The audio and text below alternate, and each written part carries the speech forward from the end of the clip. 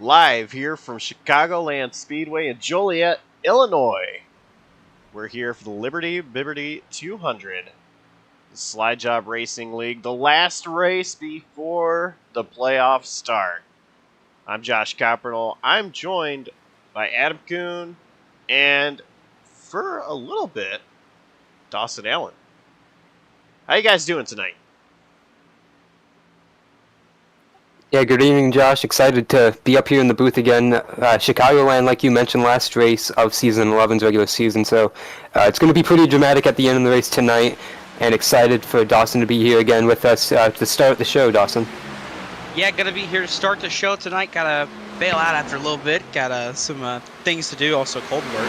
But yeah, the last race before the regular season ends here. We've had a really good regular season thus far, and closing it out at a track like Chicagoland, I feel, is just perfect. Chicagoland is a fantastic track and always provides some good action. So I'm really looking forward to tonight's race. Watching on screen, the guy that is currently P1 in practice got loose there. That is taking Moreno. He's going to hit the inside wall. Luckily, it's just, actually he's doing a little bit more than hitting the inside wall. Yeah, just small contact, no big deal. I want to go back and actually watch what happened. You see right here, he gets loose through the corner right there, coming on off of turn 2 and just gasses it up into the wall, hits it, and it just grips and rolls. So it's not exactly what I think we're going to see tonight's race, but we are going to see that aspect happen in qualifying, as well as maybe on those early runs on restarts and stuff, where somebody will be pushing it through turn 2 and it'll just step out on them. We might see some guys save it. We might see some guys just lose it entirely. But that's definitely going to be something to watch in tonight's race, is that aspect of the looseness of coming through turn 2. Maybe it's snapping around and maybe not that violent, but, maybe, causing some issues for drivers. Yeah, we've seen in the past, in the mile and a half in this league, where we sometimes have pile-ups early on in these races on coming off turn 2 or coming off turn 4, so that's going to be a very tricky spot on the restarts tonight. And as mentioned, this is the last race of the regular season. If you're trying to get in to a playoff position, you can't have mistakes like that happen. Yeah, it's going to be very tedious for some of our drivers tonight. We got 5 drivers that are perfectly fine. They're perfectly comfortable. The top 5 in the points at tonight's race, they're locked in. That includes our points leader, Luke Nupp, Jonathan Parker, who is second in points, Michael Thorpe Jr., Ethan Fonseca Moreno, and Jeffrey Armistead. They are all locked in no matter what. They could go out there, finish dead last, and the guy who is currently in 11th could point all the way up and get max points. They're still locked in. It's everybody after that we're going to keep our eyes on in tonight's race. Michael Kruger is currently 6th in points as it stands. He will not be racing tonight. He's taking a provisional, so that'll be something to keep your eye on. But the guys like Dylan Parker, Noah Mary, Austin J. McGill, and Brett Bennett, they are all still right on the edge, and that's the man that's going to be chasing after them. Christian Pacheco in the 88, 11th in points as it stands right now. He's got a pathway to make it into these playoffs, but it's going to take a little luck on his side, and he's going to have to put on a good performance.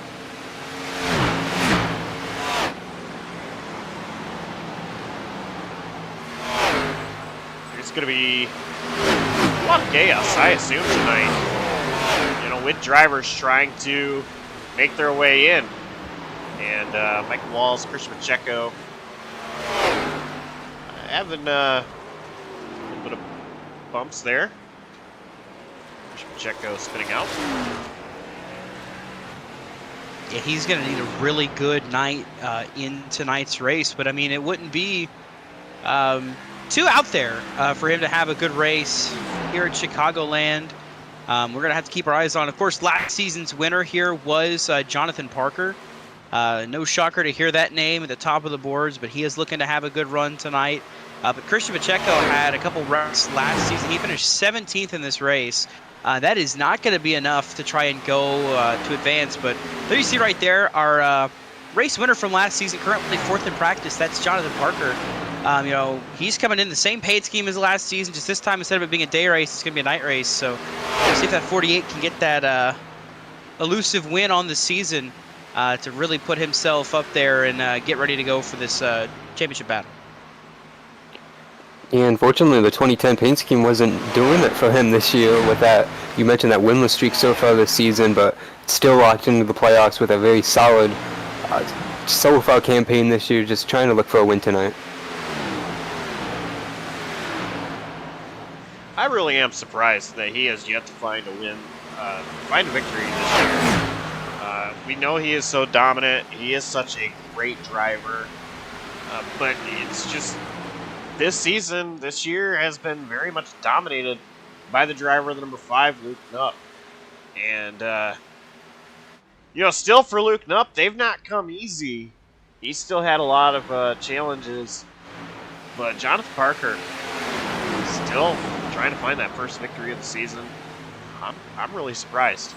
But he is comfortably in the playoffs. We know that. So, maybe a little bit less pressure for this driver of the 48. He knows he doesn't have to win to get into the playoffs. And it's not a win and you're in playoff system either. But he still wants to win. Yeah, I mean, it's been a year of consistency for Jonathan Parker comparative to the rest of the field. I mean, he's got 2 finishes outside of the top 7 this season. He's got 6 top 5s, 7 top 10s, and like I said, he's got a 23rd at Nashville and a 33rd at Daytona to open the season. Everything else has been in the top 5, or at least the top 10. You compare that to Luke Knupp's season, he's had a finish no worse than 11th in the season opener at Daytona. He has been on rails this season. Of course, winning last week at North Wilkesboro for his 3rd win on the season. He's just been unstoppable, really, this season. And it's just been so unprecedented to watch how well he's done. And it's definitely been interesting to keep along with that 5 team. We head into qualifying, and Christian Pacheco is the first one out of pit road. Brett Bennett, Gabe Casola, Sean Ryan, Jared Wilson also all off pit road.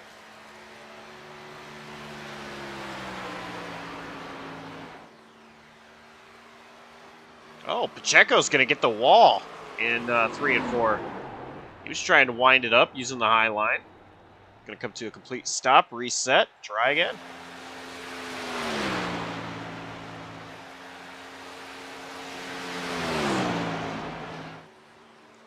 Move over to Brett Bennett.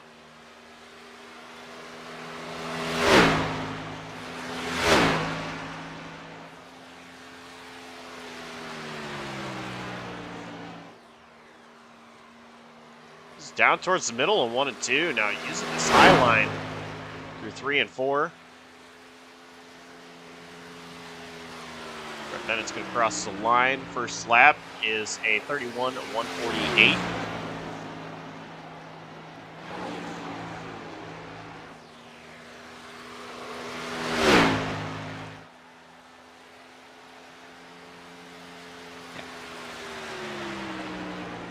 Brett coming into this race 10th in the standings. He's been kind of treading water the past couple weeks, but he's still going to have to put up a fight tonight if he wants to make his run to the playoffs here in the Slide Job Racing League. We'll have to see what that 76 can do here tonight.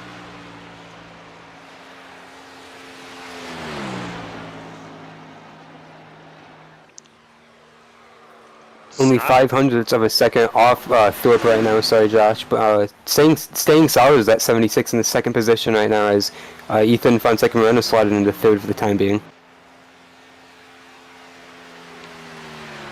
Ethan Fonseca Moreno going into 3 to finish up his 2nd lap. Coming off 4, pretty strong. 31.101.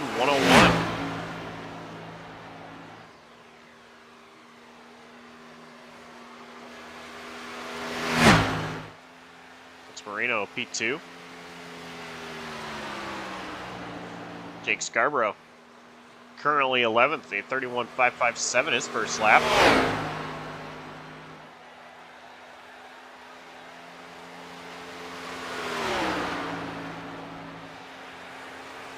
$31.269 to go to P7.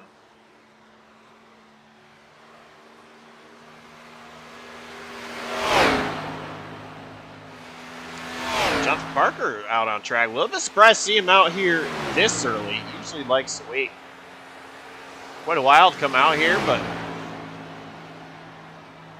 thought now is the time. Well, he has waited. I mean, the timing shows we have 6 minutes and 32 seconds in qualifying left. In reality, it's about 1:30. It was a mistake made by the setup session. It was supposed to be a 5-minute qualifying, not a 10-minute. So he's coming out right the last bit of this time. I think a lot of people may not have heard that, but that's why Parker's out here going for his qualifying run now. P4, 31-130.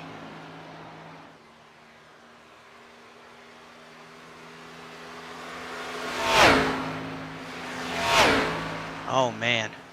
Christian Pacheco slid coming to the line for his second qualifying lap. He is not going to get a lap time down. So Christian Pacheco is not going to be able to go for the pole, which is going to be big because that's 3 bonus points for the pole sitter. Third, Jonathan Parker at 31-073.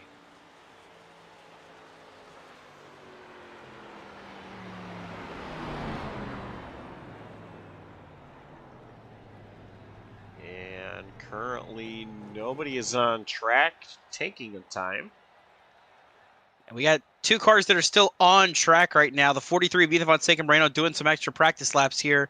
And the 56 of Oscar Enriquez, if you want to put your camera on him, he's got a really entertaining line going here in the tri-oval. I don't know if that's going to work out to try to go for the pole. Currently 8th fastest for that 56 machine, but not going to be enough to get the pole here with this line that he's running.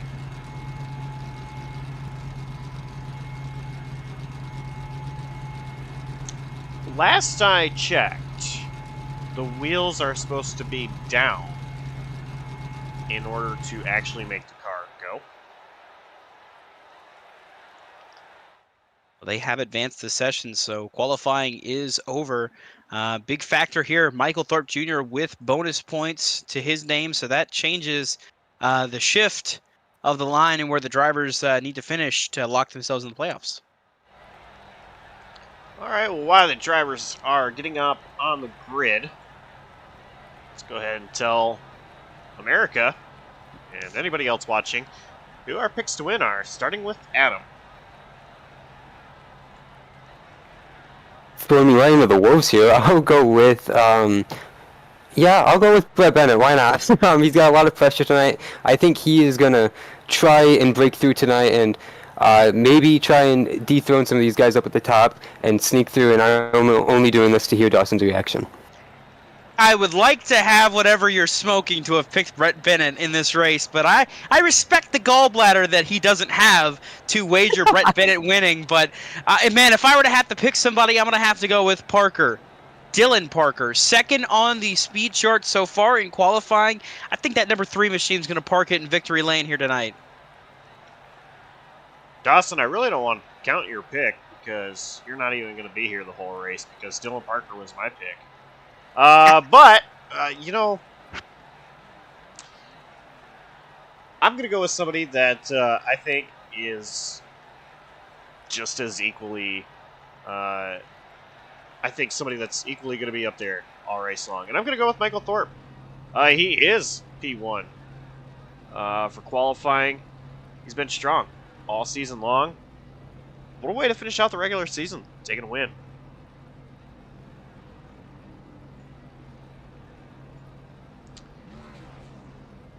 And with that being said, let's go ahead and go through our starting grid. Starting first is going to be Michael Thorpe Jr., Dylan Parker, Dawson, and my picks to win is starting second. Jonathan Parker, no relation to Dylan, is starting third. Ethan Fonseca Moreno fourth, and Austin J. McGill will start fifth. Starting 6 is going to be the 8 of Noah Mayuri. Starting in 7 is going to be my pick, Brett Bennett in the 76, and starting alongside him is Oscar Enriquez in the 56 in 8th. Jared Wilson starts 9th, and Jeffrey Armistead rounds out the top 10 on the outside of row 5. Starting back in the 11th position is going to be Jake Scarborough, your all-star race winner earlier this year. Ricky Hudgens will be starting to his outside to make up row number 6. Don Blazier and Sean Ryan make up row number 7, and Gabe Gazzola takes that 15th place spot. Mike Walls will start 16th, Luke Nupp 17th. What a qualifying position for him. Christian Pacheco will start in 18th. Blaine Sparling in 19th, and Doug Denise will start in 20th. JT Lush is going to start 21st, Ryan Bogey 22nd. Robert Lukens is in 23rd, and Darren Roy is going to round out the field in the 96 on row number 12 to make up our starting grid tonight. We got 24 drivers. We got 5 drivers that are looking to hold off on a playoff spot. Just quick updates on their scenarios. Brett Bennett needs to finish 7th or better no matter what. Austin J. McGill, 10th or better. Noah Mayeri needs to finish 12th or better. And then Dylan Parker and Michael Kruger, a 19th place or better. Lock them in. Pace car is in, and green flag is waving. We're underway here at Chicagoland.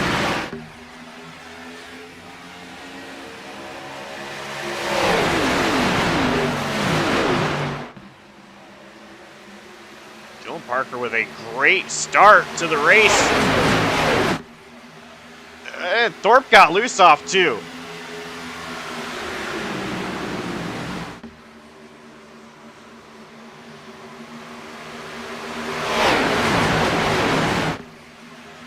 Still side by side for the race lead though, Michael Thorpe Jr.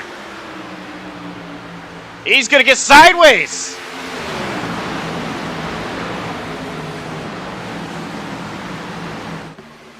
Jonathan Parker loose in the middle of 1 and 2. Parker is struggling up there already. He's so but loose. He's all over the place right now, trying to find it and get the rhythm back going to really try to keep going back to the front. He fell back all the way to 5th now, under fire from Ethan Fonseca Moreno for that 4th spot now.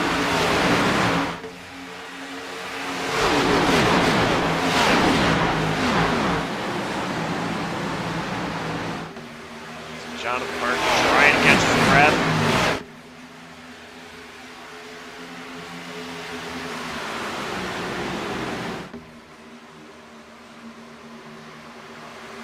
How about Dylan Parker? Someone that really doesn't qualify. Already leading this race. Austin McGill had a great run through 3 and 4 lane, was able to run the bottom line through turn 4 and able to carve out some of that lead those top 2 were able to establish in the opening 2 laps.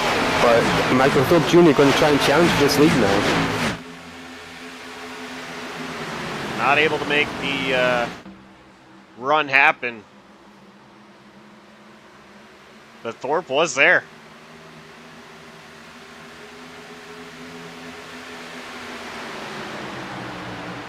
Jonathan Parker looking underneath. Fonseca Moreno trying to get that 4th position back.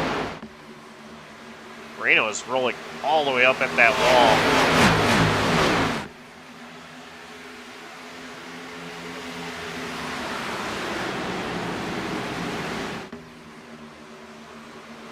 Moreno actually going down to the bottom this time. He's got a great run on McGill.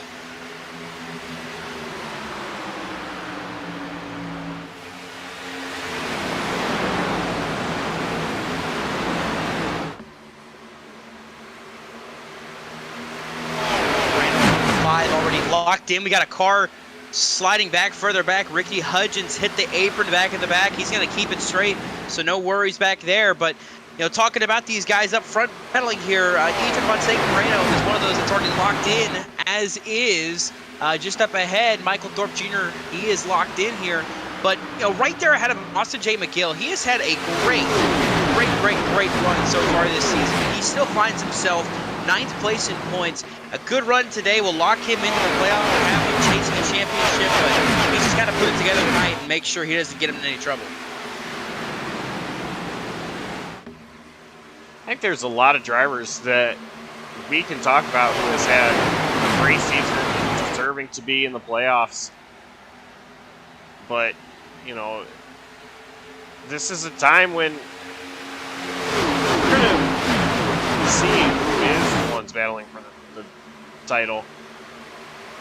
McGill, he's in great position. Have his name up there. Just your wild stat based on how they're running right now. After this seat so far this season, of any driver who has made 11 or more starts this season, Austin J. McGill has the second best average finish of all drivers.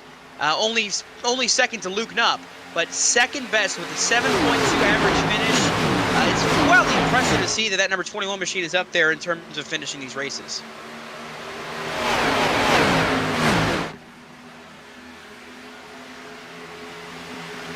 Under attack right now, though, excuse me, Josh, is that 21, because Ethan Fonseca Moreno is right there, looking on the back bumper down the back straightaway right now in 3 and 4, picking that inside. Josh, he has changed his line from the higher line in 3 and 4 to now like a lane or two higher from the bottom with Jonathan Parker right on the main bumper.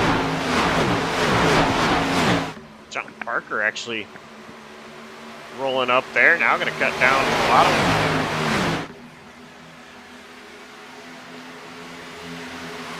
We're seeing already just all the different lines that these drivers are willing to take or are able to take around this track.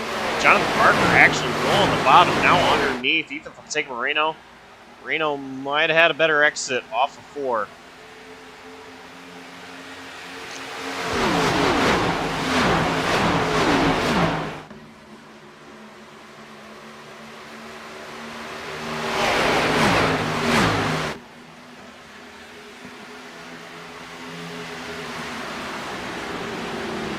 Battle back here.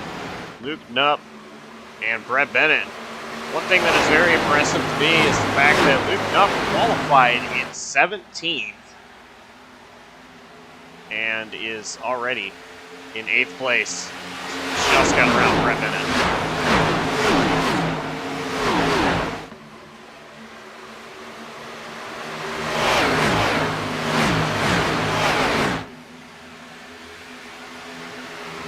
Oscar Enriquez and Noah Mayeri battling for 6th place.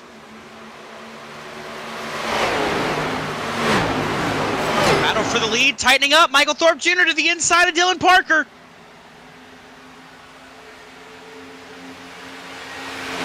He's going to hold it down there going into 1.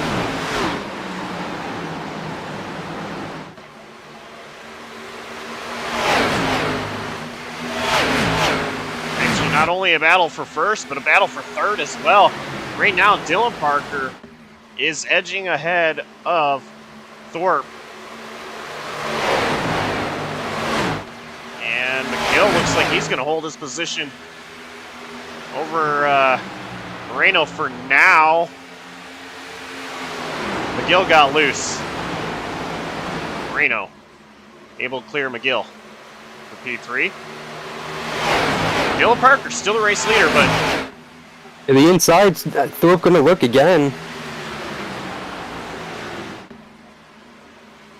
he's there, and Thorpe not quite hitting the bottom.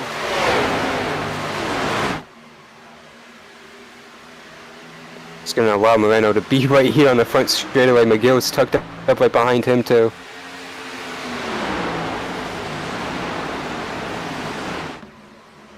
Fonseca Moreno underneath Dylan Parker. Parker, I'm not sure what happened to him. He'll allow Thorpe to get the lead. And now Parker's going to lose position, possibly more, as here comes McGill and Jonathan Parker.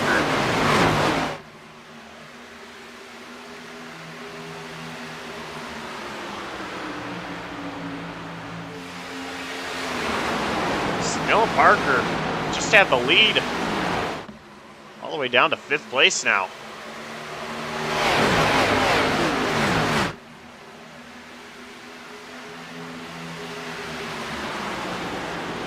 Thorpe, he's been trying to get that lead back. He just got it back, but it might not be for long because Ethan is there.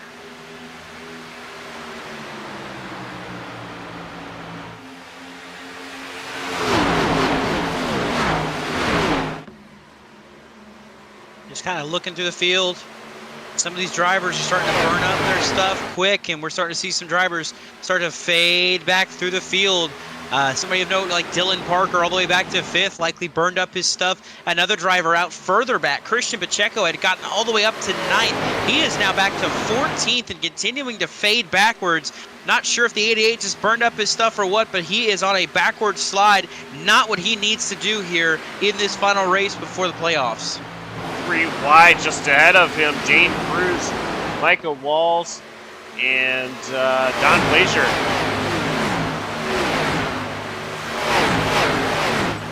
Ooh, Pacheco gets to the wall back in the back here. Gabe Cazzola now pinging to the inside. Cazzola, the other driver who's got a chance to make it, but he's going to need a miracle run to do it. But these two being 14th and 15th is just not going to be enough to get them into the playoffs. Oh, Cazzola got loose there. He slid just a little bit, exiting 4. Still looks loose. Battle for the race lead, though. Yeah, Moreno to the outside of Michael Thorpe Jr. trying to get by him here, using that outside lane to make it work. Austin J. McGill still right there in the tire tracks. And then Jonathan Parker's a little bit further back, going all the way down to the apron, just about on the grass.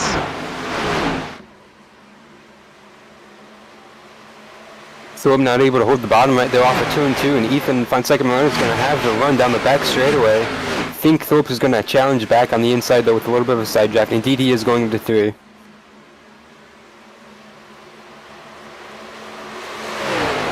Oh, they're going to make a little bit of contact. Yeah, 34. We can't keep it on the slow. He would like, I don't think, Josh.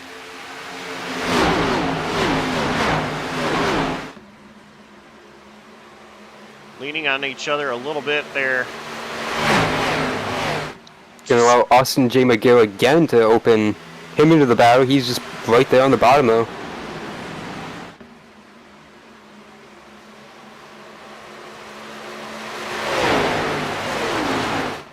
Oh, Moreno in the wall. He's gonna lost him a lose. ton. Yeah, a ton of momentum. He's going to be down to 4th here, Josh. He might be all right, though. I don't really see anything on that right side of his car, so he might be all right. Just a couple positions lost for him. He's still right there. These top 4 all under a blanket. Thorpe, McGill, Jonathan We got a car in the grass in the back straightaway right now. Robert Lukens through the grass to the back. He looks like he was able to stave it.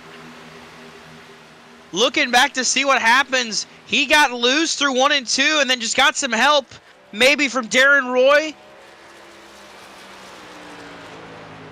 But he went for a slide in the grass, kept it straight, no yellow, but that 20 machine drops back to 23rd now.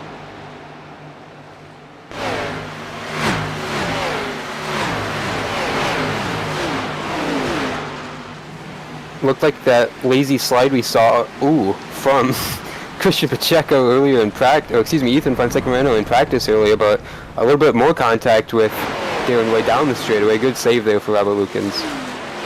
Good save, but it puts him 23rd. Last car on track. We have 1 car out of the race already, Sean Ryan.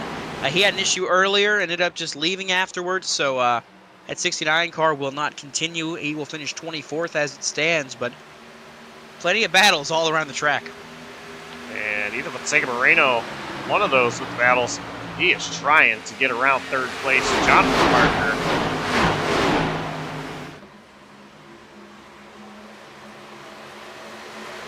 And look at who else is entering this picture. Dylan Parker is re-entering this picture, but a little bit further is Noah Mayuri.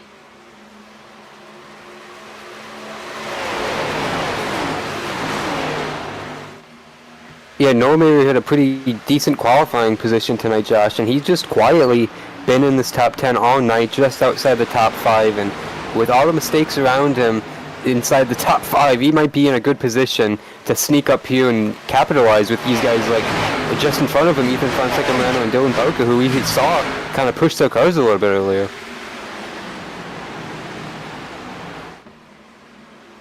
I've said it many times before. I prefer open setups. I like not everybody is driving the same setup.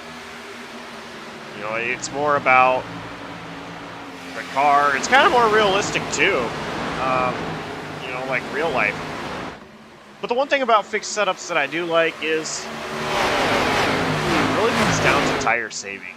And I think what you're seeing right here is Noah Mayuri doing a great job at saving his tires. He's pulling up to these guys.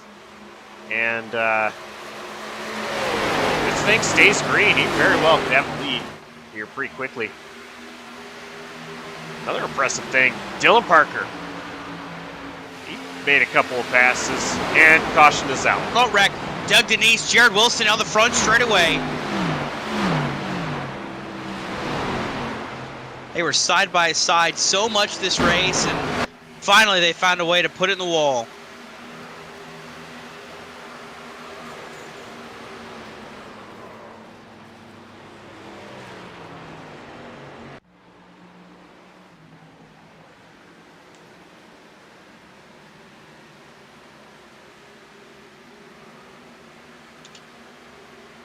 Yeah, it's unfortunate. Those two drivers, Doug Denise and Jared Wilson. Yeah, it Nobody looks like the else 40 got tight.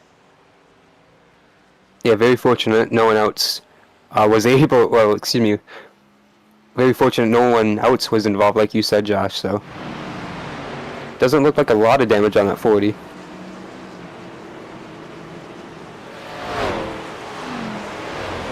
He might be all right. Yeah, Jared Wilson took a pretty good shot though to the outside wall. See some left front damage. Jared Wilson. His nose is also flat, not round like it should be. Wilson might be all right as well.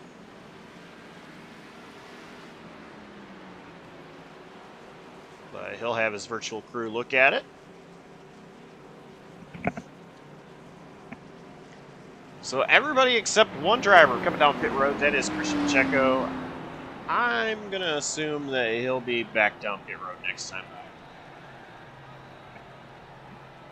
And the goal right here is to stay out, lead a lap, get that bonus point for leading a lap. For that 88 team, need all the points they can get.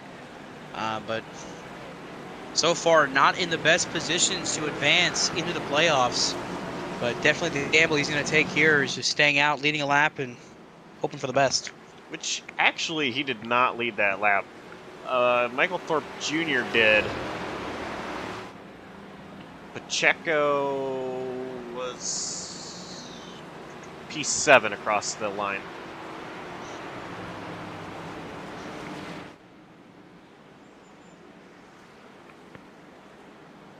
So that's where the drivers were at in pit road, as well as where Pacheco was and who crossed the line in pit road. Pacheco was not ahead of 6 drivers. He's staying out. He is not pit. Well, okay.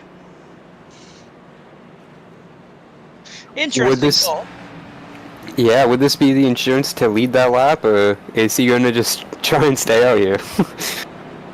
Well, the insurance to leading a lap and being able to pit again, though, you roll down pit road and just don't pit. This move right here means to me that he's not going to try to pit here, which is a decision, I guess. But we'll have to see if he rolls around and does end up just pulling it down and taking the penalty for pitting under a closed pit, but I don't think he's going to do that. I don't know how many laps these guys can go either on a tank, and I would imagine it's not too many more laps. I would think right around 40, 45-ish, maybe 45, 50. So we're looking at 15 to 20 laps. Well, that's likely also why he's saving fuel right now on the apron.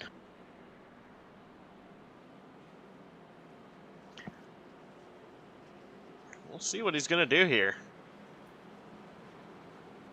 I think he's pitting.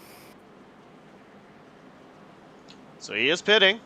So maybe, yeah, he just was wanting that lap led.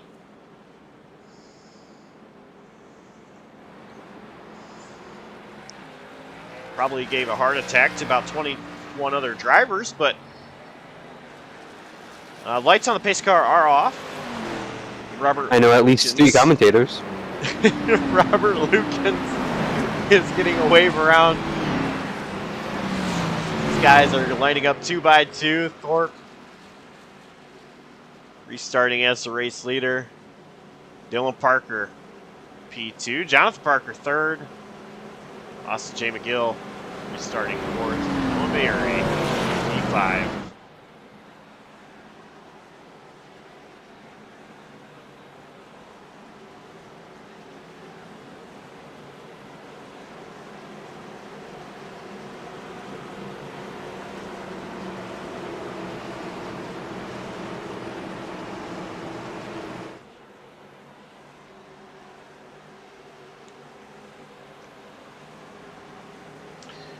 As the field comes through 3 and 4. We've completed 31 laps. 32 at the line. There's going to be 101 laps to go here.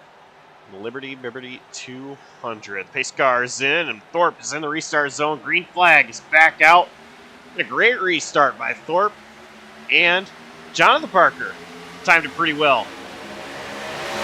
Yeah, Jonathan was even with Dylan Parker. They're going to turn 1. Jonathan's going to get the advantage right now through the center of the corner, but Dylan's got the run coming back down the back straightaway. Going to be able to push Thorpe down the back here.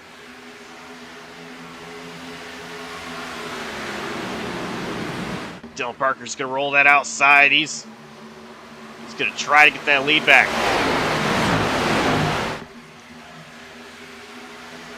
Diving down to the bottom. Going to be side by side, close to contact, but they keep it together. Thorpe trying to clear. Indeed, this time he will.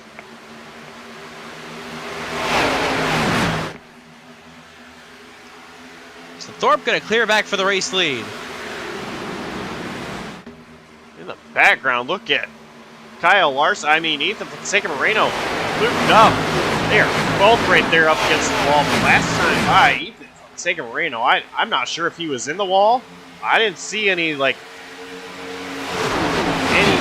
of visual indication that he was, but he was so close to it. He's making that high line work right now.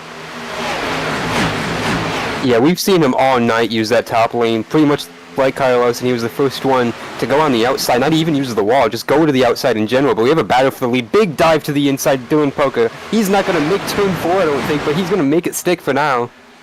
He absolutely sent it, and somehow did not have a crossover work against him.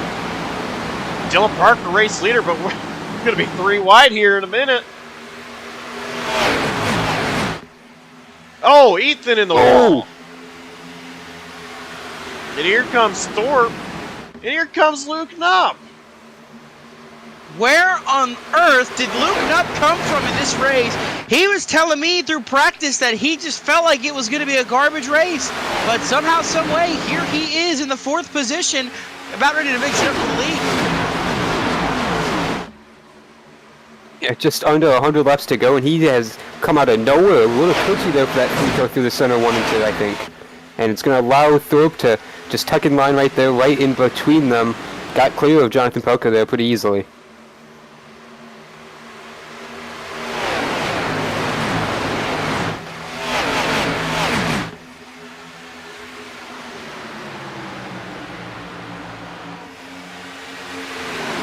I'm starting to think Luke Knupp is not a human.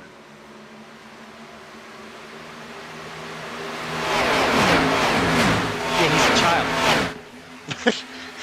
Well, child is still a human. Hey, how about who just cracked the top 5 for the first time here tonight? Dane Cruz in the One Machine. He started out back. He did not start this race. He started on the pit road, I believe. But he is now up in this top 5 mix, ready to battle for this top spots here. This number 1 machine is starting to move. Cruise missile. Set sail. He's doing a great job.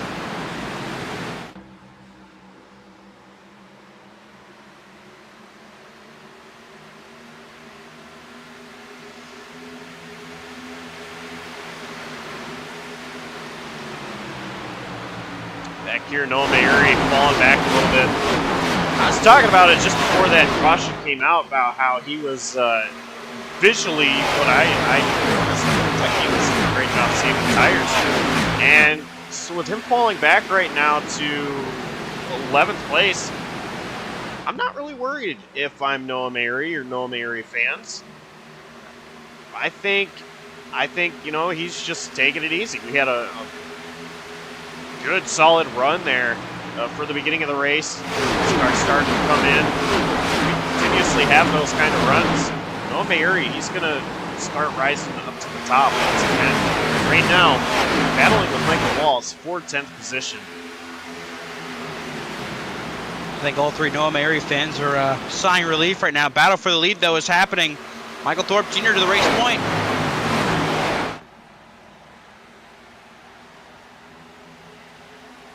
2x2, 2 rows deep.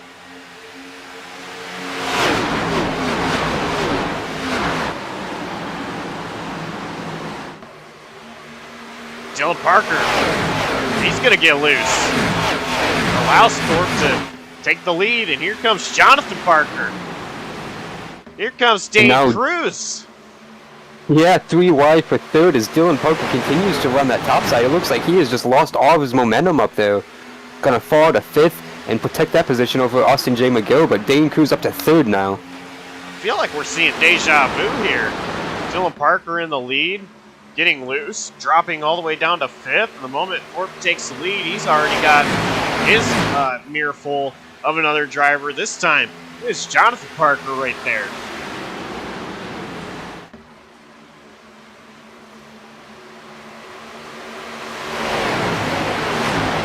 Still have 1 car running up by the wall. That's Oscar Enriquez in the 8th position, just ahead of his teammate Brett Bennett. But challenge for the lead. Jonathan Parker went onto the apron like he's been doing majority of the race.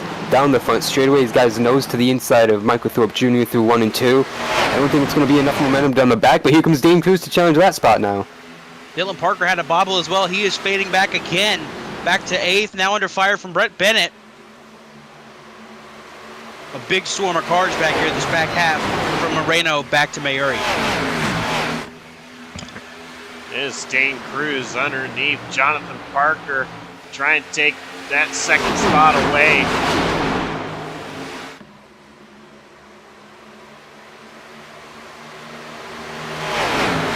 Still battling with Jonathan Parker, though. He's going to tuck back into line behind that 48.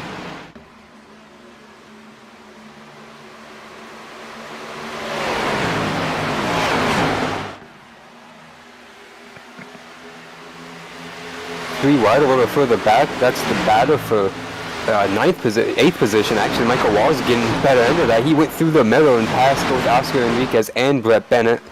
Up front, battle for the lead. Down the front straight. Side by side, Jonathan Parker on the outside of Thorpe. And where's Dane Cruz going to go? What lane does he go with? Dylan Parker just got the wall through 3 there as well. He is starting to slip back again. See, it's still side by side. Thorpe and Parker. Thorpe's going to slide up that little bit. Parker's going to get out of it. That's going to allow the 34 to clear. Dane Cruz to the inside of Jonathan Parker again for 2nd place. Luke Knupp's still right there in 4th.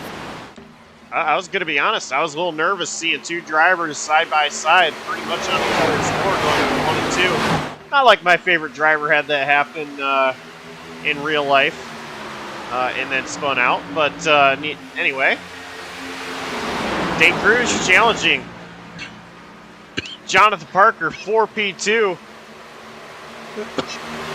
Cruz going to get loose. Yeah, you mentioned them being side by side and somehow neither of them getting loose or wrecking it there. It's because they have talent. They were able to keep it together and keep it straight. kudos to them for running through 1 and 2 without wrecking. But they're still side by side battling for second. It's allowed Luke Kane up and Austin J. McGill into this picture as well. I want to let you know that Kyle Larson has done it. But what a race that was in real life. But yeah, this race here, like this is more entertaining than that Texas Motor Speedway race we saw in real life. Luke Nupp on the back bumper of Jonathan Parker. How does he do it?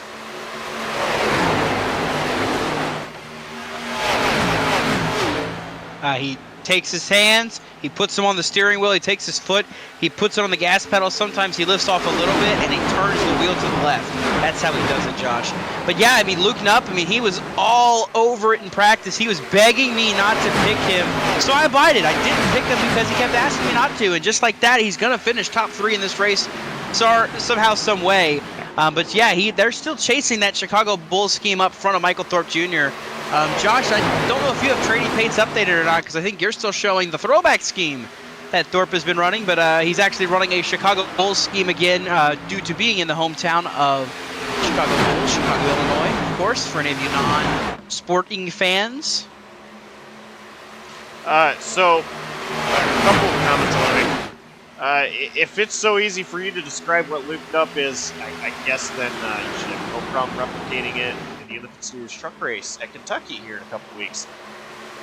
Also, you see, I would love to take that offer. The issue is I will be in Charlotte, North Carolina, so there will be no racing for me there.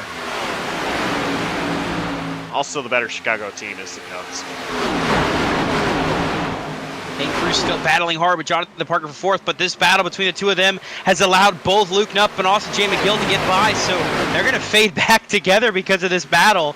That's allowed Luke Kane up, Austin J. McGill to be the ones that now chase down race leader Michael Thorpe Jr. Yeah, Jonathan Parker had a lot of aggressive moves down the front straightaway about 4 or 5 laps ago, just trying to block all the momentum behind him, and I think it just really ate up his tires, slowed down his car, because you see he has slipped back, like Dawson mentioned, now being challenged for the 5th position from Dylan Parker, who has fallen throughout the top 5 and 10 multiple times this run, and you see Michael Wallace behind him, he's still moving up a couple spots, so for these two it's going backwards, but Michael Wallace, he's trying to gain spots little by little, but they're still battling, trading spots up here in the top 3.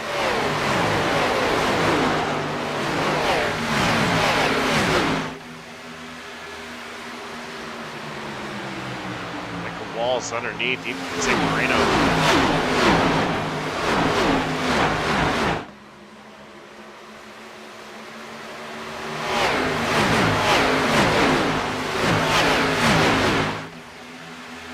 Brett Bennett to roll that outside line, get side by side with Walls. That's Adams' pick to win this race. Brett Bennett currently running in 9th place, about the same spot he's been running all day today. But there he is battling with Michael Walls. Now Noah Mayuri rolling into the picture as well. Tight racing between the 3. A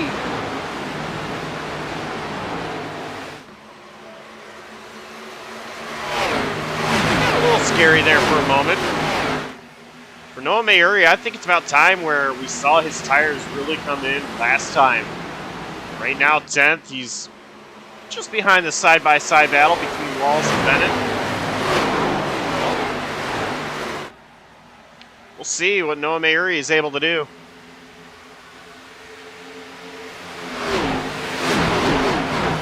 He goes the back! Darren Roy to the grass, he saves it! What a save by Darren Roy to get that car back straight. No caution, but man, oh man, that was close.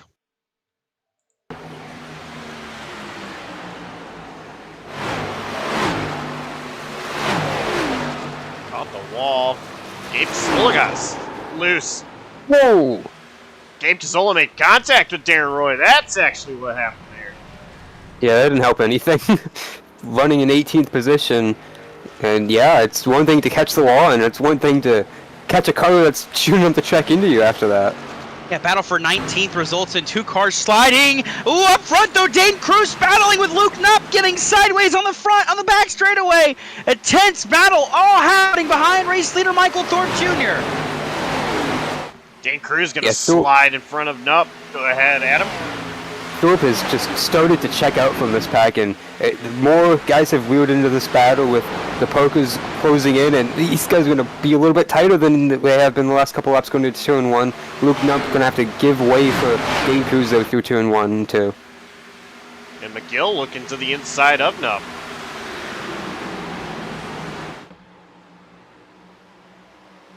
Oh, McGill might have gotten a little tight. Yeah, he tried to send that car a little bit deeper than he could have there, I think, Dawson.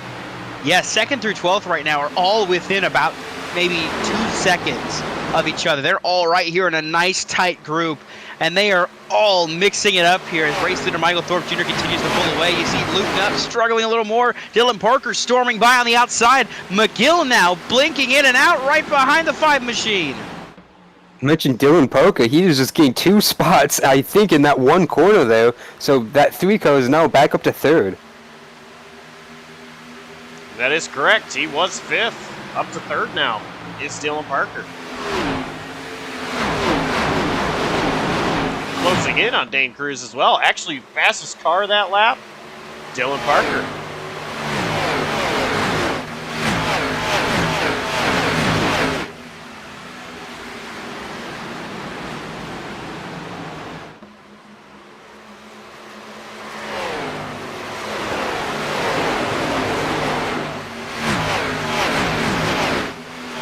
Luke Nup looked like Luke Nup got a little bit twitchy there with exiting 2 and 4, and Jonathan Parker, as soon as he got on the front straightaway, bailed out of that single file line. Through the wall up ahead.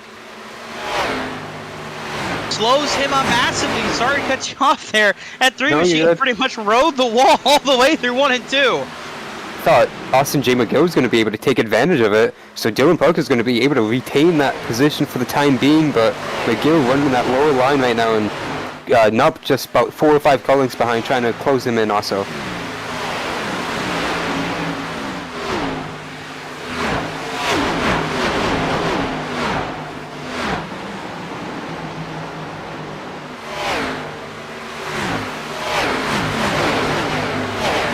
Jonathan Parker side by side with Brett Bennett. You see Bennett, Walls, Jeffrey Armistead hasn't really been up here at all tonight. He's now riding there in 11. Jake Scarborough just behind him. They've all found their way into this nice pack together. There's going to be a lot of battle in here for these guys. The only ones that really have any battle right now with how things are shaking out, it's just going to come down to regular season point standings and how they finish. For the likes of Brett Bennett, Noah Mayuri, Austin J. McGill, who's going to score where for these bonus points whenever we get the playoffs set up.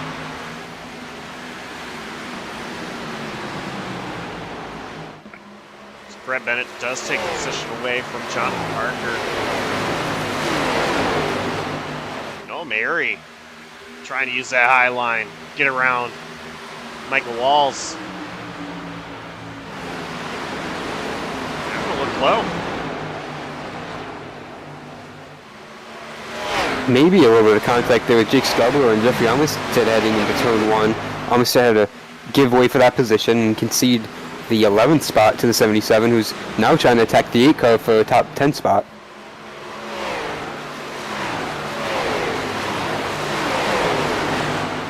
And Mary's going to be side by side with Walls off 4. Oh, a little bit of contact. He keeps straight. I think Walls was expecting Mary to use that apron on the front stretch.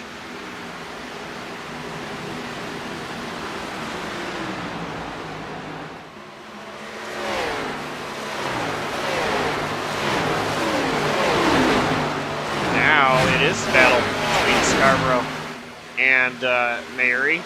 Mary actually going to drop another one here to Jeffrey Armistead and possibly Blaine Sparley.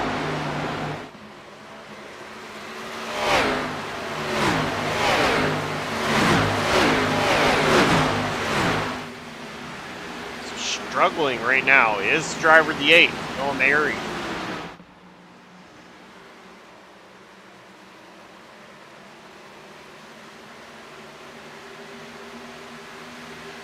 If the Fonseca Moreno up to P5. He's got Luke Knupp right behind him.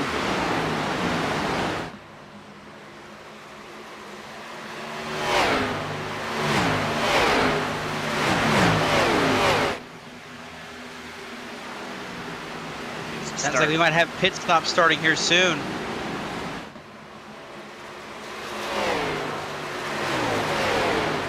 It's starting to spread out. And we are halfway. 2 drivers coming down pit road. It is Brett Bennett, Michael Walls. Don Blazier also going to enter pit road.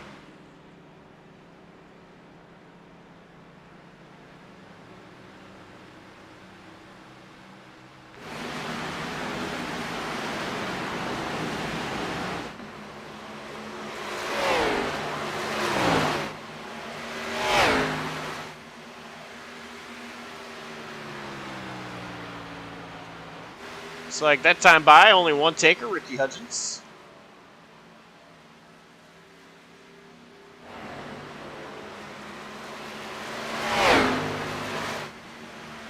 Michael Thorpe Jr.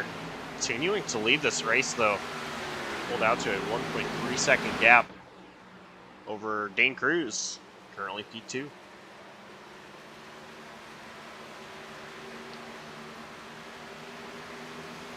Yeah, some more takers here. Ethan Fonseca Moreno, Luke Knupp is going to slide in. Maybe made a little contact there with the back of Ethan Fonseca Moreno coming in. If Knupp did not speed, I'm going to be surprised. I think he got down just in the nick of time. He was about down to 45 when it happened, but we'll see with this stop if it's slow or not for the 5 of Luke Knupp. But now here comes the rest of the field. Oh, spins to Jay McGill, spins on the pit road. Sideways on pit lane. It's going to cost him at least maybe 2 spots to both Jonathan Parker and Blaine Sparling there. Costly mistake for the 21.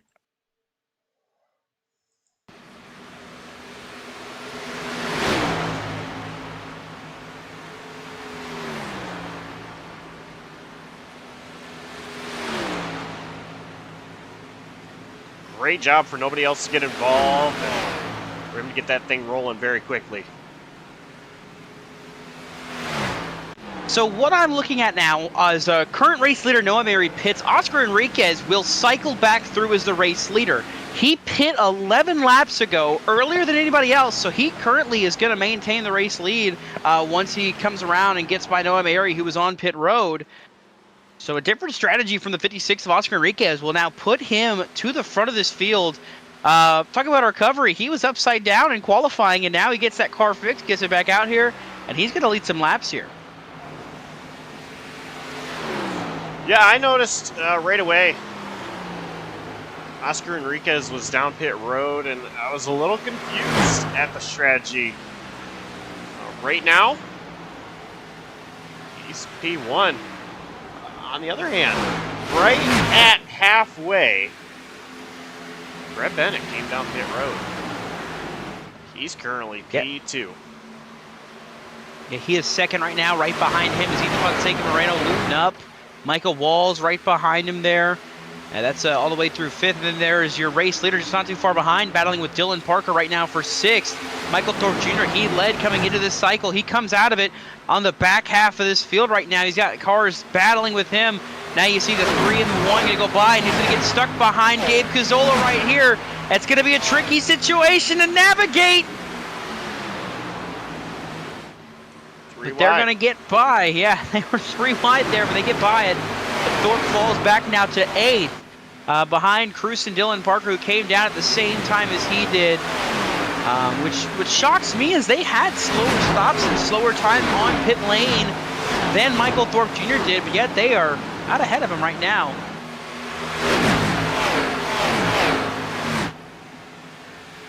San Marino looking to the inside of Brett Bennett. Bennett is all the way up against that wall.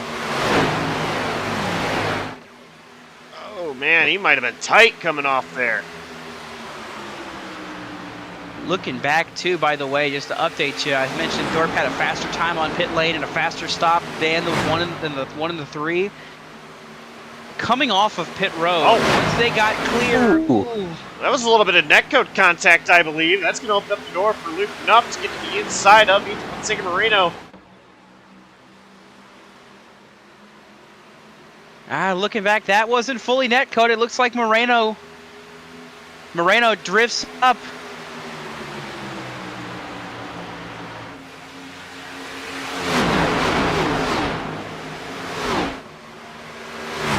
Let's put Luke Knupp in P2.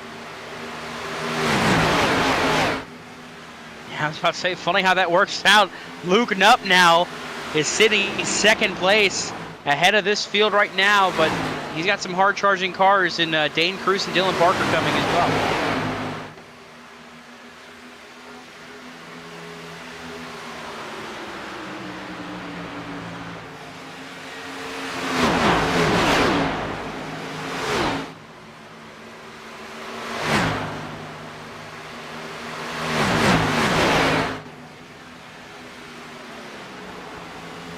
Michael Walls underneath Brett Bennett.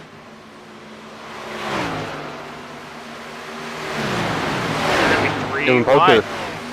Oh! Contact with Parker! Keeps it straight, but...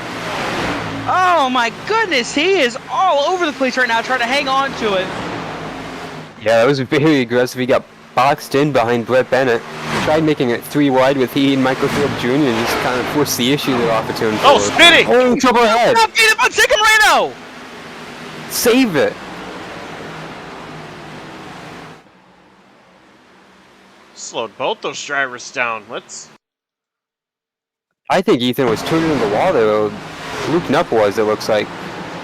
It looks like Moreno got in the wall and then pulled it off and just caught the right rear of Luke Knupp. That was a bad angle. See if our blimp cam caught it.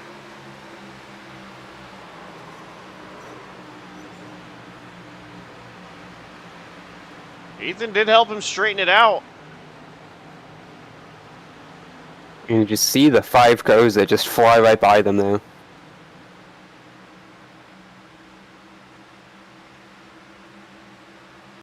But a battle for the lead.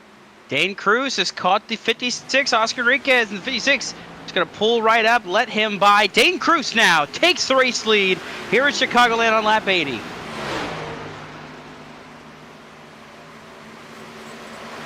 Dylan Parker trying to send it behind him. He's in the wall, and 3 in the wall, and 4 losing all of his momentum down the front straightaway, trying to catch Oscar Enriquez. Here comes Michael Thorpe now. I don't think he was trying the Ross Chastain line. I think he was trying the Kyle Larson line and just got a centimeter up higher than Kyle Larson to take the Ross Chastain line there. Dylan Parker right back underneath 56 of Oscar Enriquez to get 3rd place back. I've seen Kyle Larson do that plenty of times. I mean, he's just trying to do the Ross Chastain line himself.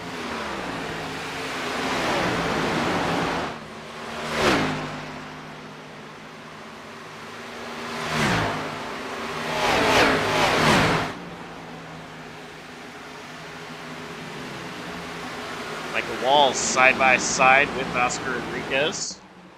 Either let's take a Moreno. Moreno has rebounded much quicker than Luke Knupp did from their run-in on the back straightaway 4 or 5 laps ago. Moreno now trying, like you mentioned, trying to get a spot here on Michael Walls. That would put him in the top 5 now after they just got past Oscar Enriquez, while Luke Knupp, yet to get past the 56, currently runs 10th. He's got a lot more front-end damage. He hit the wall kind of head-on. Yeah, I was going to say that number 5 machine is struggling. He does not have the luck of, not having hit too hard. He hit pretty good, and it has made that car struggle. He is fading back through the field, now under fire from Jake Scarborough and now Noah Mayuri for the 11th position. He continues to fall through the leader. And that's no surprise, Dawson, because you mentioned that damage he sustained, and it did look like he took the worst impact of the two of them now.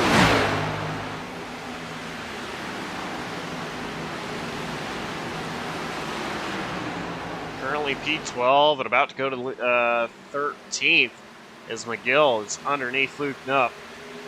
Take the position away.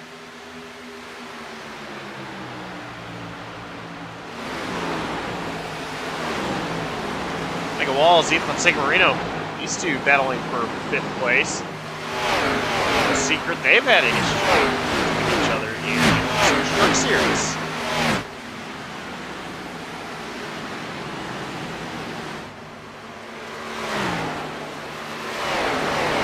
Ethan is pulling away.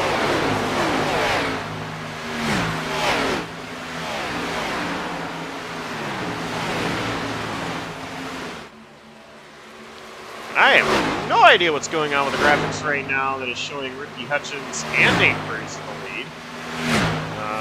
It is just Dane Cruz cruising away with this lead ahead of Thorpe. And yeah, ATVO is going haywire right now. Well, I can tell you the exact reason why it's going haywire. Go ahead and pull up Dane Cruz's positions that it shows, like it shows how we have the graphic that shows you where he started, where he's running, and everything like that. Go ahead and pull that up and let me just show you something. Because if you do that, you're going to see that. Since he started from pit lane, it doesn't register him fully in the field. So because of that, sometimes what it'll do is it'll completely throw the scoring for a loop. It'll say, oh my God, who is this guy? Where did he come from? So this is the only issue we have with Dane Cruz leading, is he messes up our scoring graphics. But of course, we can walk you through still where they're running and how they're running right now with a JCTV through the field. Currently P1 is Dane Cruz. I mean, you mentioned it. He didn't start on the grid, and he's absolutely done a great job. Only one caution in this race as well, so it's not like he's had a bunch of cautions that have, allowed him to gain some positions here and there. He's had to do a lot of this under green flag, so Dane Cruz doing a great job. 1.6 seconds ahead of P2, Michael Thorpe Jr. Michael Thorpe Jr. was the most dominant car so far tonight, out front and running away from the rest of the field. But as it stands right now, he's going to have to go into chase mode to hunt down Dane Cruz. They pit the same lap, so they are on the same set of tires as each other. It's just a matter of who can manage and who can maintain right now. Thorpe is currently 1.5 seconds back. He's going to have a heavy road ahead of him trying to climb forward. But just behind him, too, he's got a battle for third going on between the Parker duos.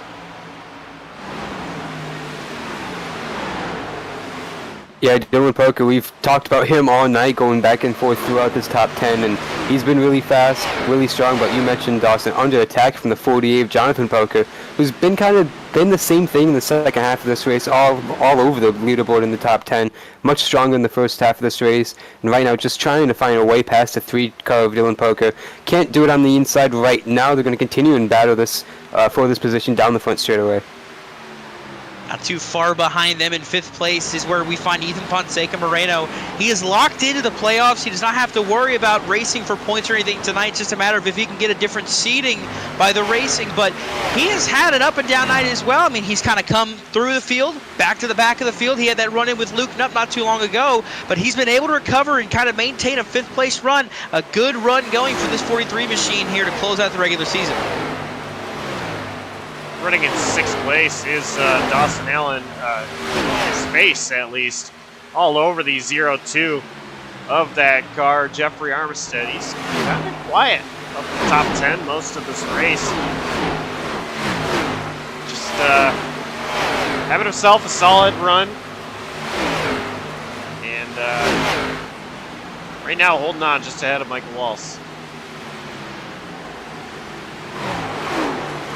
Yeah, Michael Walsh, of course, one of the most aggressive drivers on the racetrack anytime he is in the field, but he has been pretty quiet in that term tonight, guys.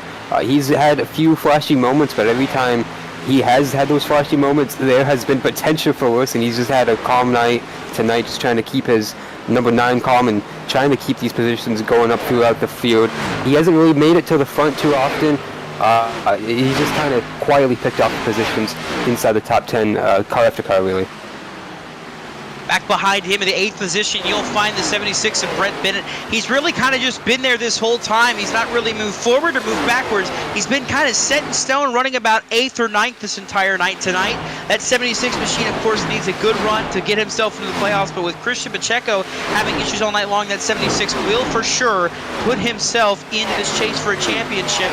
But he's coming into tonight, you know, just he wanted a good run, and right now he's got it with a top 10 run as things go. And with that, I must depart from the booth. So I hope Brent can go out there and win for you, Adam. I don't think he will, but we'll see. But yeah. Well, Dawson, we thank you for joining us, and hope you have a great night at work. Yep, you all take care, and I hope this race goes pretty smooth, because it seems like it will. We've had a couple chirps on the radio recently. Austin J. McGill had a run-in with Noah Mayuri a little earlier. Mayuri got the wall. He's back to 11th, but outside of that, it's been pretty clean so far. I hope it stays that way the rest of the way.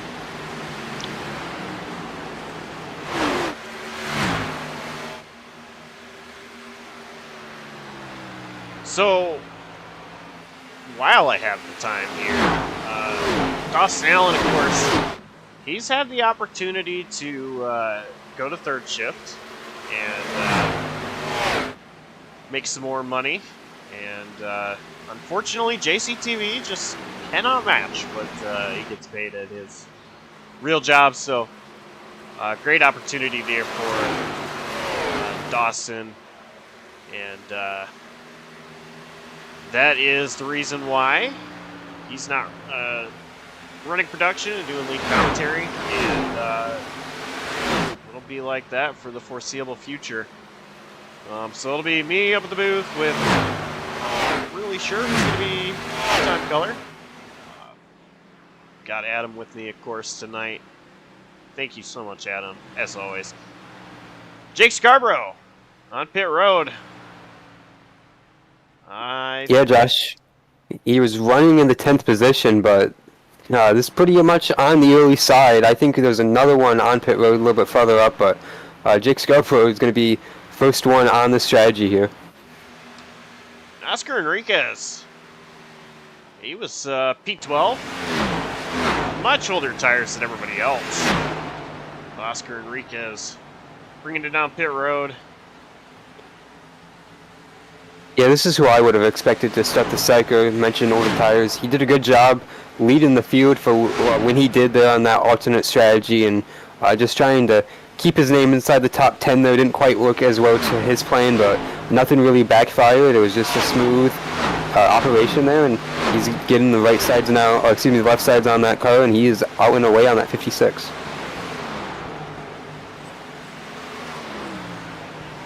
Nobody else on pit road. But the one thing that I have been noticing as time has been going on, Michael Thorpe Jr. has been closing in on race leader Dane Cruz. He has been doing a great job being consistent, and not quite a battle for the race lead yet.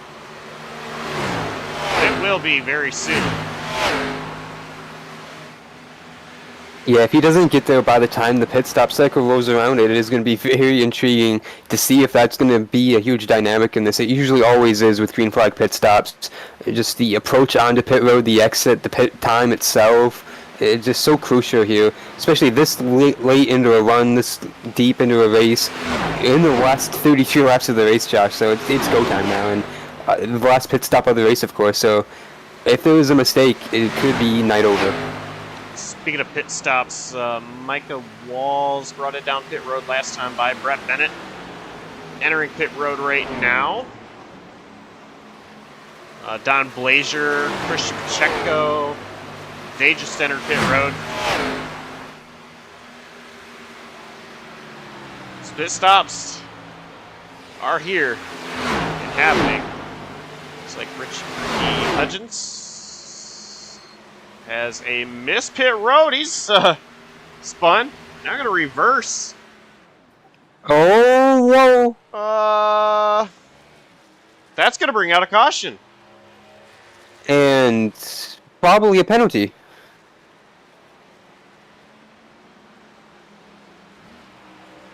Well, I think Dawson jinxed us, Josh. And he missed it by a long time, too, as we pull up the JCTV replay.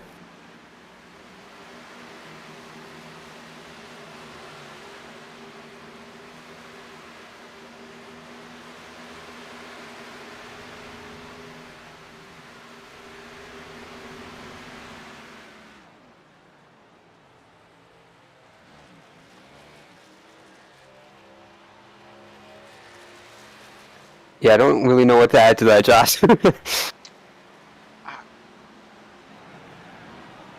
I'm not going to comment on that. Best decision, I think. Pit road is open.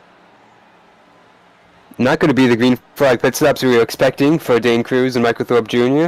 So Cruz is going to get his attention, of course, very early, not qualifying.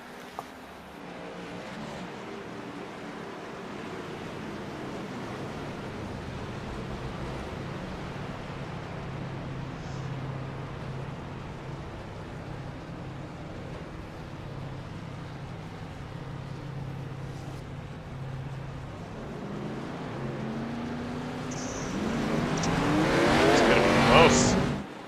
Looked like Dylan Parker, maybe. It was a very fast pit stop for the 3. I do believe it was Dylan. I think timing and scoring is still freaking out here. But I do believe it was Dylan Parker, Dane Cruz, Jonathan Parker, Jeffrey Armstead, and then Michael Thorpe Jr. The top 5.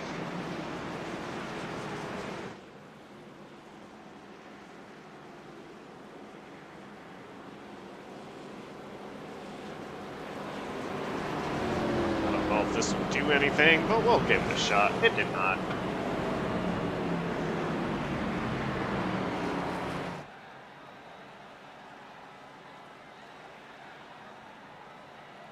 So we're going to restart 27 or 28. 8 to go. Nope. Lights are still on. So we're going to restart with 27 laps to go. Currently 29 as things stand.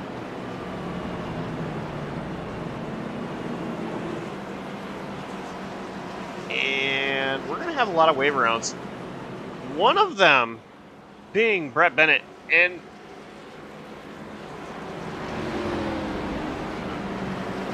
one thing that I want to comment on, I've noticed here lately, Brett Bennett has gotten screwed over by some cautions in a few different leagues. I actually was spotting for Michael Kruger in a league race, not last night, but Monday night before that. Brett Bennett came down pit road right at halfway. I questioned it myself. But, I mean, he was going to be in a pretty good position. Had green flag stayed out. Caution came out. Brett got screwed. He already was down pit road in this race. I don't think it was a winning strategy. Just being on down pit road a little bit sooner than everybody else. But, I mean, he still was going to get a great finish. Caution comes out. Currently P15. It's going to be a little bit tough for Brett Bennett to do anything, especially with these older tires he's going to have on everybody else. There's a lot of guys taking that wave around. But it is Dylan Parker, your race leader. Dane Cruz is outside. Jonathan Parker, Jeffrey Armstead, and Michael Thorpe Jr. top 5.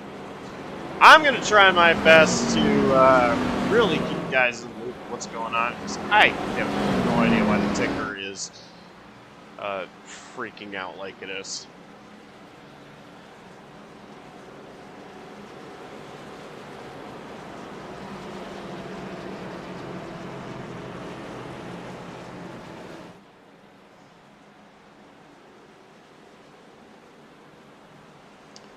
So there will be 27 laps to go when we go back green.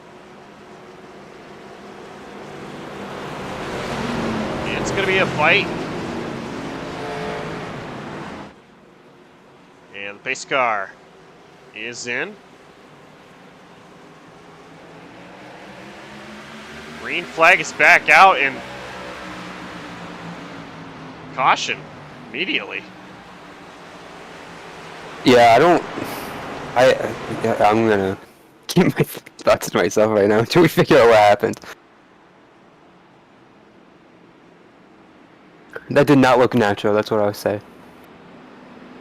So, I don't know if this has anything to do with it. Jeffrey Armistead is gone, just disappeared. And I noticed that as we were coming to the green, that there was a car on the outside line that was gone, just vanished.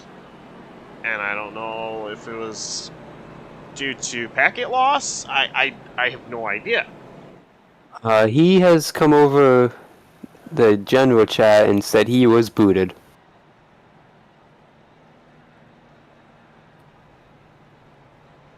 And it sounds like, Josh, it was the wrong person booted. All right.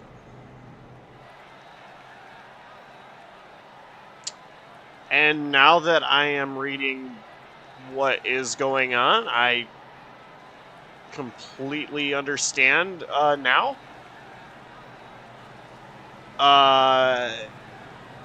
So I'm not... On a professional standpoint, I am not going to say what is going on. But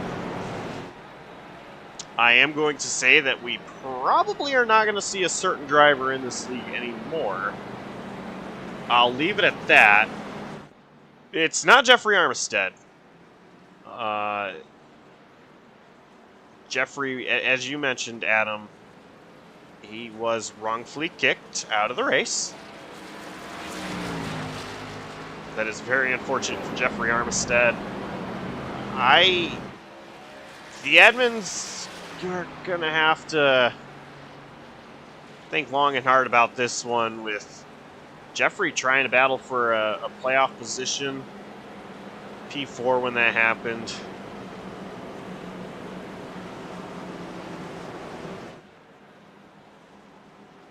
I trust that the admins will do the right thing. These admins are, I think, are really good at what they do in the Slide Job Racing League. So I may not have answers tonight, but we'll get it all figured out and have things figured out by next week.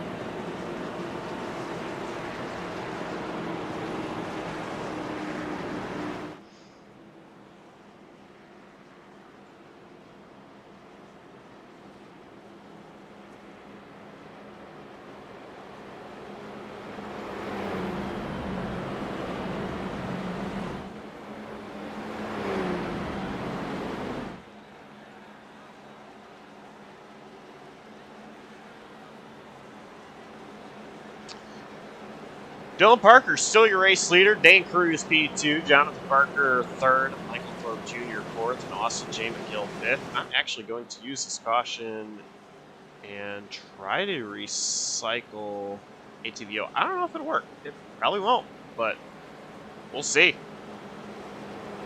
So right now you guys are seeing the JCTV replay screen. That's just so I can pull stuff up on my main screen.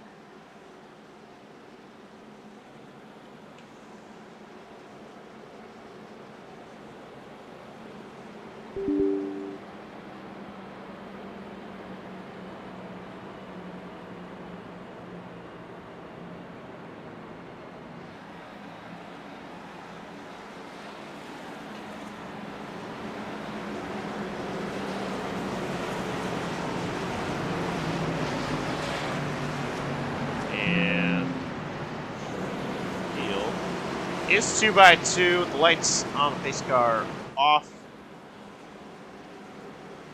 Trying to get ATV loaded here.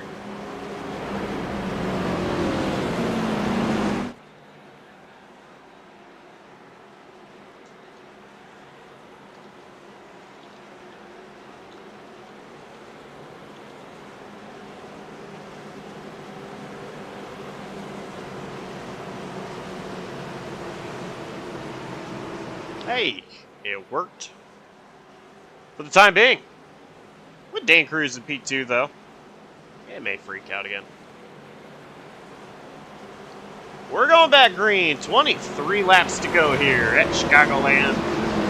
Track I wish they would bring back on the regular NASCAR schedule. Pace car is in and inside the restart zone. Green flag is back out. Dylan Parker. Great jump.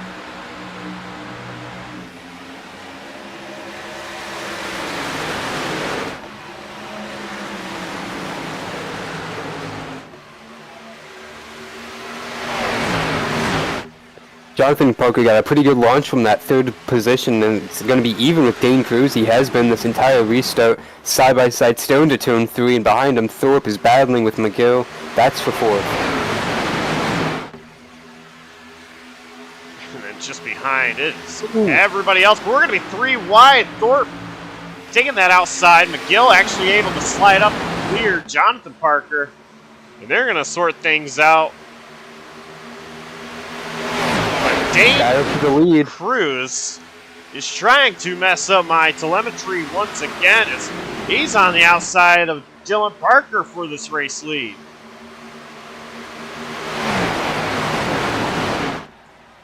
And Cruz gonna get it. Caution is out. Big wreck. Jake Scarborough, Michael Walls, Blade Sparling.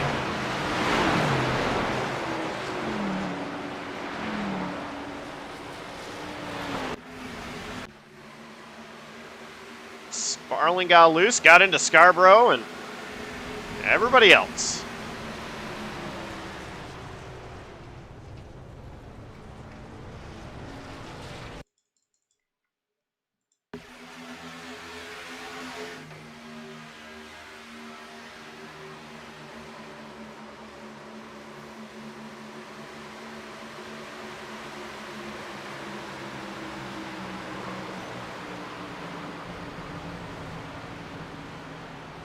Looks like Brett Bennett was able to squeak on by. Actually, things might be looking up for Brett Bennett.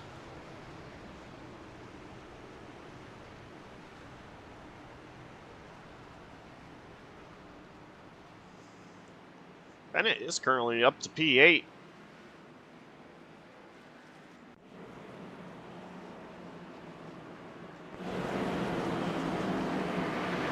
We're going to step away for a quick commercial break. We'll be back for the restart here in Chicago. Hey guys, it's Jonathan from JCTV. Here at JCTV, we currently broadcast 3 series. On Tuesdays, you'll catch the Slide Job Racing League featuring drivers such as Dalton Kilroe, Dane Cruz, and Jonathan Parker. And real quick, we are 3 wide for the race lead. Hawkins, Wygant, Hapiak, they went 4 wide for a moment with a lap car. On Fridays, you'll see the NAOR series featuring Nick Hapiak, Chris Wright, and Josh Arnold.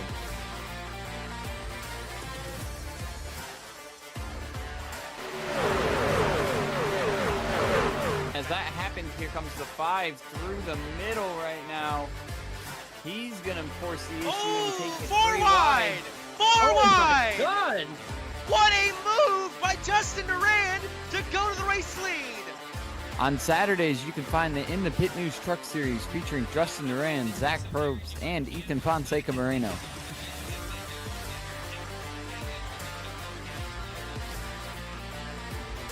To book JCTV for your own league, please visit us at jctvracing.com and contact us for your booking. Remember, race fans, you can always watch racing live or anytime over at JCTV's YouTube channel.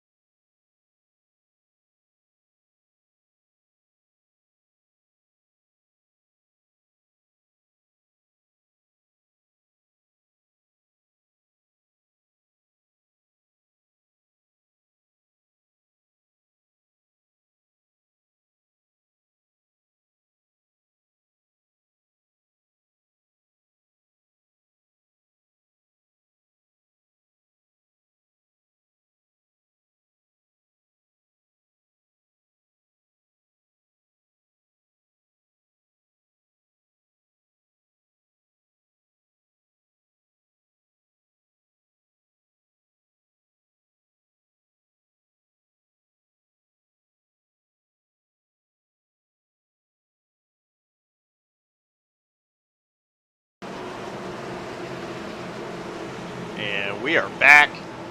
Ready to go back green here. Chicagoland 17. Well, on one telemetry, I'm seeing 18 to go. On the other, I'm seeing 14 to go. What you guys are seeing is 14. I don't even know anymore. Dane Cruz is going to lead us back to the green. Green flag is out. We are underway. We'll see. 14, 18, I don't know. The mystery. ATVOs is now saying I don't know, guys. Big blocks a little bit further back. Looked like Oscar Enriquez tried shutting off Luke Nutt from going further up the field. Luke was able to get the position. He's up to 6th.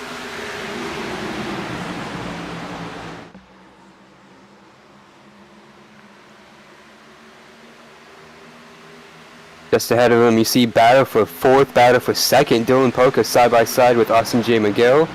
There's Jonathan Polka side by side with Michael Thorpe Jr. But those two are trying to catch Dane Cruz, Dylan Polka all the way up to the wall. And they're going to be 3. Nope, never mind. But it is Dylan Parker trying to edge ahead of Dane Cruz.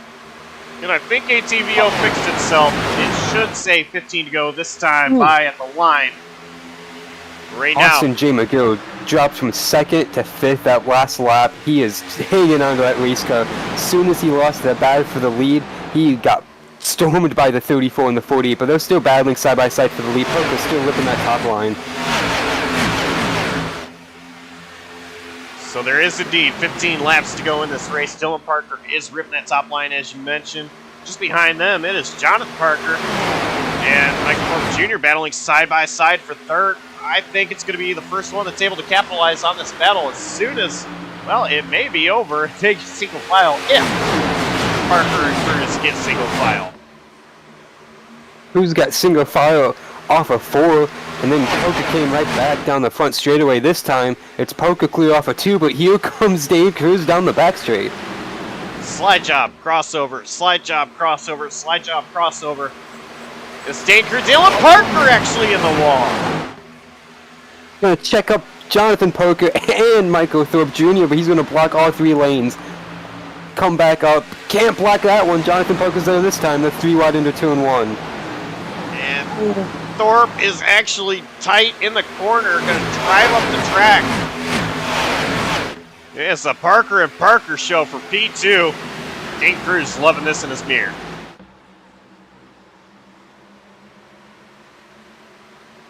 Dylan Parker sliding up, forces Jonathan Parker to slide up. Jonathan is trying to get that side draft. Here comes Thorpe looking to the inside. They're 3 wide.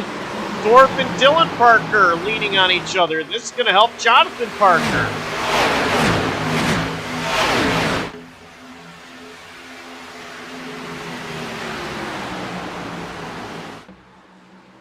Is this the race? Jonathan Parker finally breaks through into victory lane.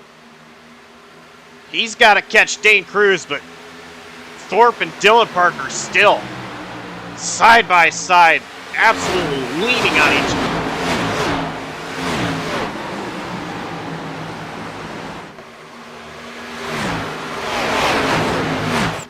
Even Fonseca Moreno in the wall.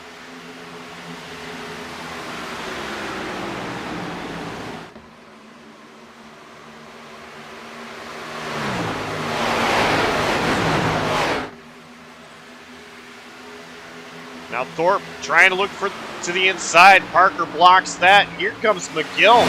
The great run.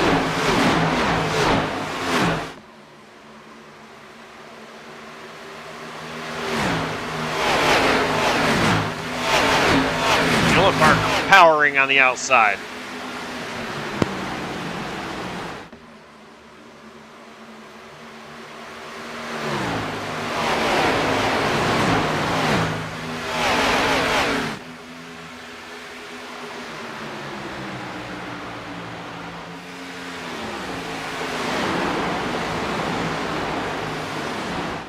Poker's going to stay committed to that top line, trying to race Jonathan Poker here. It looked like he was a little bit unstable through the center of the corner, but it just allowed Michael Thorpe Jr. to just rear that bottom lane and close up on the 3-car.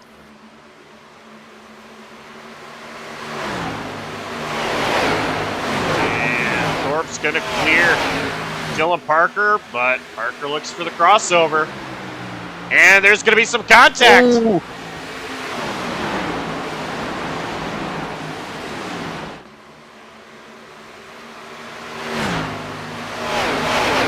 Now Austin Trey McGill to the outside of Michael Thorpe Jr. Michael Walls there as well.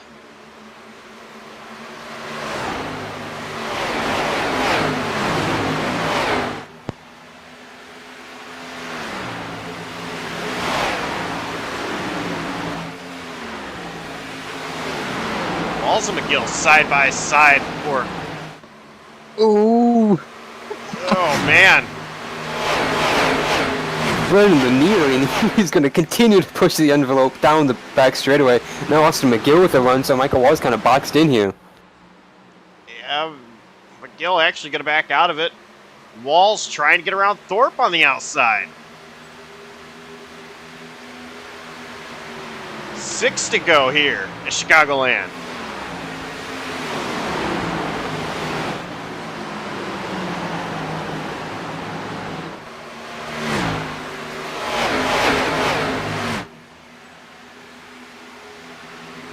Walls and Thorpe still side by side for 3rd place.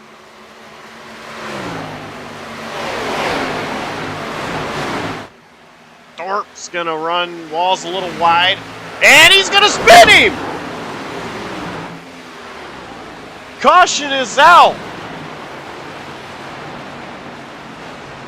Michael Thorpe Jr.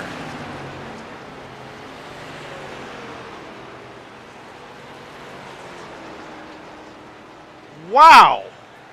And yeah, towing it, so he's done for the night. That is a huge shock, Josh. He one of the best cars on the racetrack all race long, and taken out of it here in the final 5 laps. So we pull up the JCTV replay, racing for the 3rd position here, and we've seen this a couple of times tonight with Michael Wall. Probably assuming the other car is shortcutting the track using that apron, and they're not. They're just running the low line on the white line.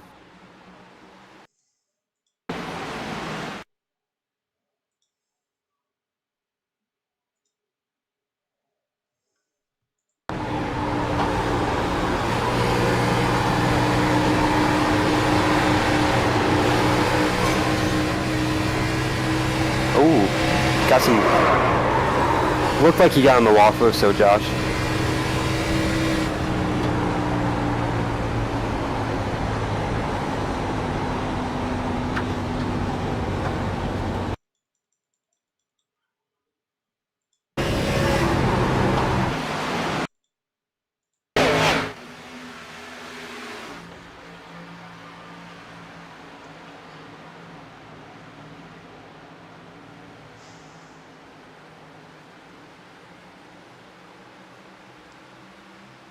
Thorpe ran him wide.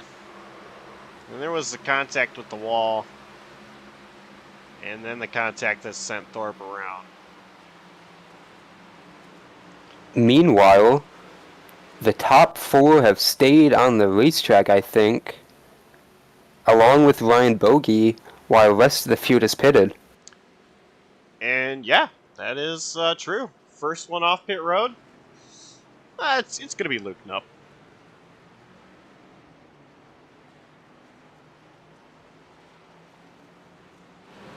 Going to be pretty interesting to see if he can do anything starting from 6th position on the green-white checker here, if there's only one attempt, of course.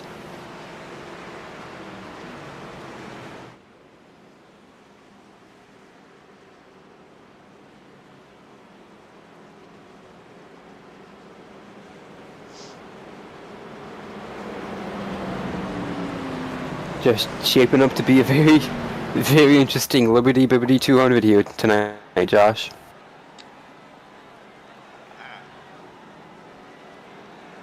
I don't know if words have been invented to describe what this race has been so far, but those are the words that come to my mind. I just unpredictable and very chaotic.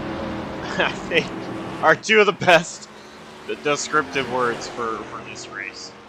I've been very entertained, to say the least. And now,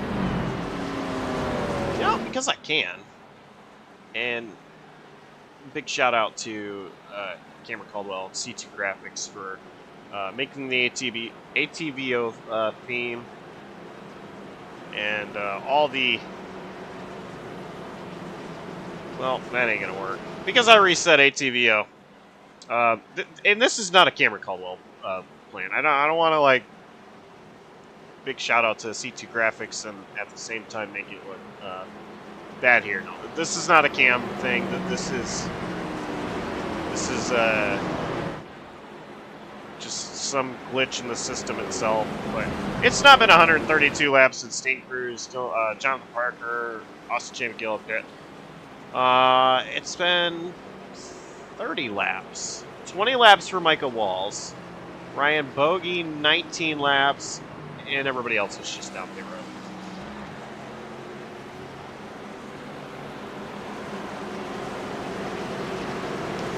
So the lights on the pace car are off. Double file. 1 to green. 2 laps to go. When we go back green, Dane Cruz, Jonathan Parker, Micah Walls, Austin J. McGill, Ryan Bogey, the top 5, all staying out.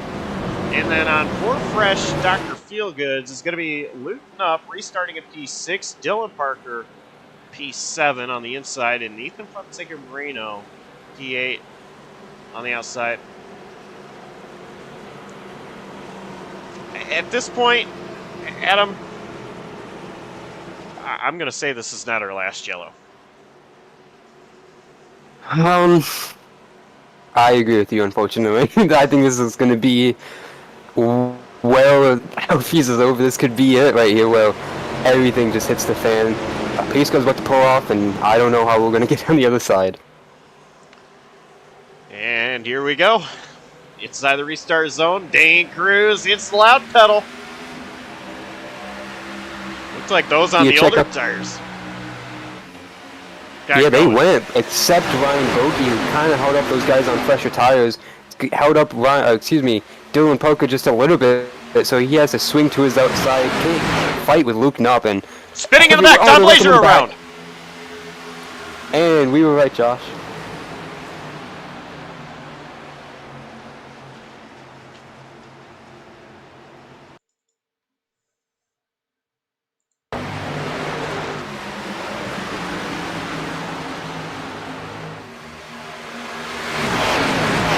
Not necessarily the fashion I was predicting it was going to happen, as we look at the JCTV replay.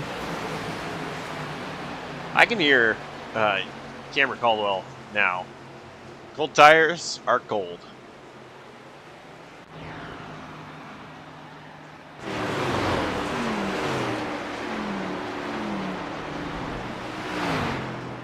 Basically, that is something that's said in the Olympus Truck Series all the time, every race. Cold tires are cold, and basically, I mean, you know, logic's, yeah, duh. I mean, they're cold. I mean, no. But the reason for that is because when your tires are not up to temperature, it is so easy to spin out, and you can't drive the car on the first couple of laps on 4 fresh tires like you can on tires that are a couple of laps old already. You know, 5 laps in, it's a different story than right on the first lap. It's just once the heat builds up those tires, you get more grip.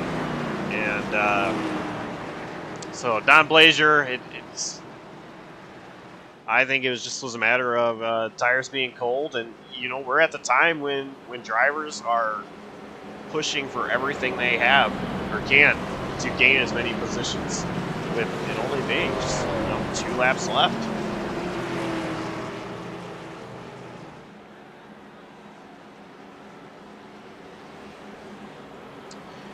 Luke Knupp was able to gain 1 position though.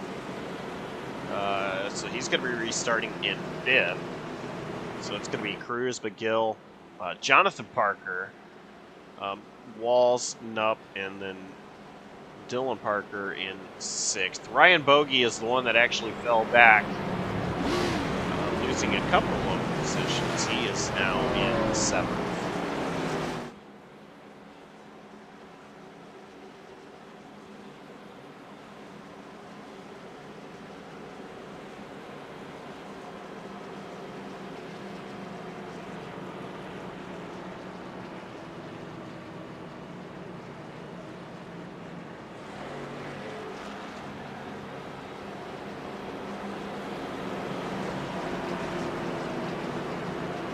Yeah, Luke Knupp is going to be the one to watch here, Josh, on this restart. Of course, on the most fresh tires out of everyone up here in the top 5. It's still going to be an interesting task if he can do it. It can be done. I just don't know if he can do it from the inside. Might be a little bit easier for Dylan Parker, but we saw in the last restart, those guys got pretty good launches in the first 2 rows.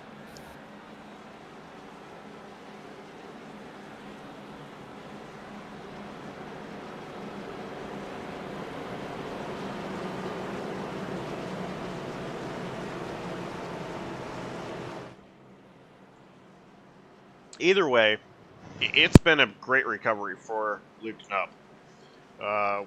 Wherever he finishes at, as long as the worst doesn't happen here, and he is able to finish inside the top 5, great recovery. And he's not going down without a fight, despite the fact that all he had to do was just start tonight. He was the regular season champion. We know he's going to be fighting for the championship in a few weeks. Starting next week. Playoffs. But he is going to restart in 5th. Dane Cruz, McGill, Jonathan Parker, Michael Walls, Luke Knupp, top 5. Lights on the pace car are off. Overtime restart attempt number 2 out of a possible 3.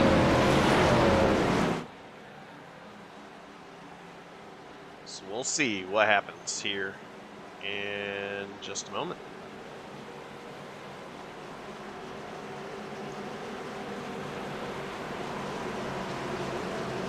A couple weeks ago, I was on vacation. I went to the Grand Canyon, and we actually flew out of Chicago and back into Chicago. And upon landing, we actually went over Chicagoland Speedway, and they had it all lit up. They were doing an event with motocross. Really cool to see. I actually got a picture of it too. Pretty cool to see Chicagoland Speedway. Base car is in, and we're restarting. 2 laps to go here in Liberty Biberty 200.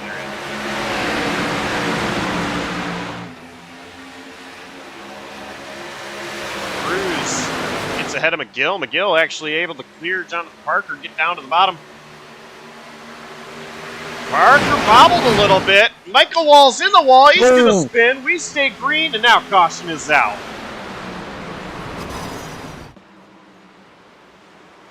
Ryan Bogey also.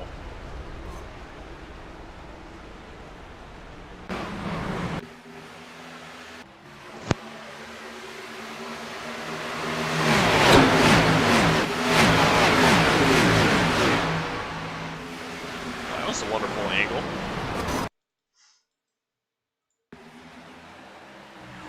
Let's try this one.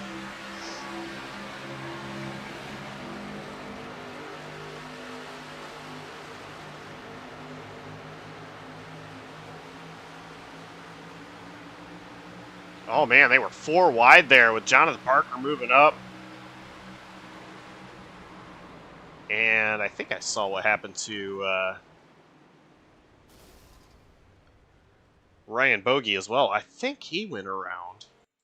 on Ethan's bumper, trying to check up. See them? They're practically 4 wide there. Oh, Ethan went around too.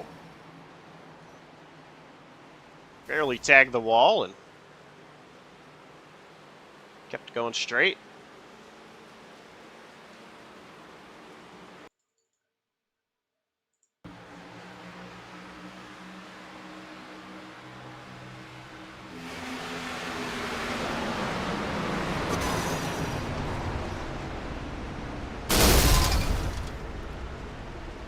It's a good thing that this is a Sim 2 without there being safer barrier down there and going through the grass like that. This was real life. That would have been a very hard hit.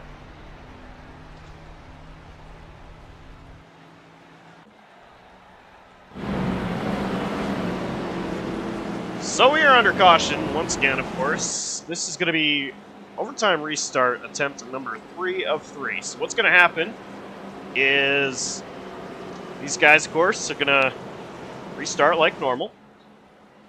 If a caution comes out before they get the white flag, the race will end under caution. If they get the white flag and then everybody wrecks, unless an admin throws the yellow, it's still going to stay green because the white flag has been taken out.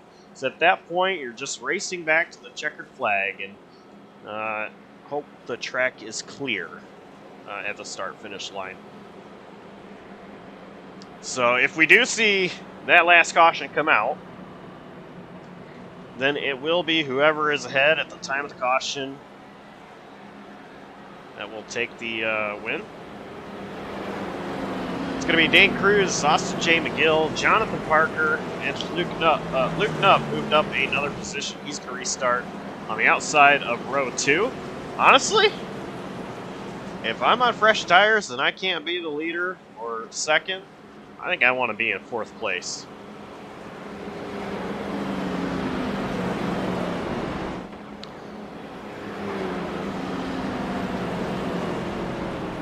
But also on equal tires to Luke Knupp is going to be Dylan Parker, who's going to restart in 5th.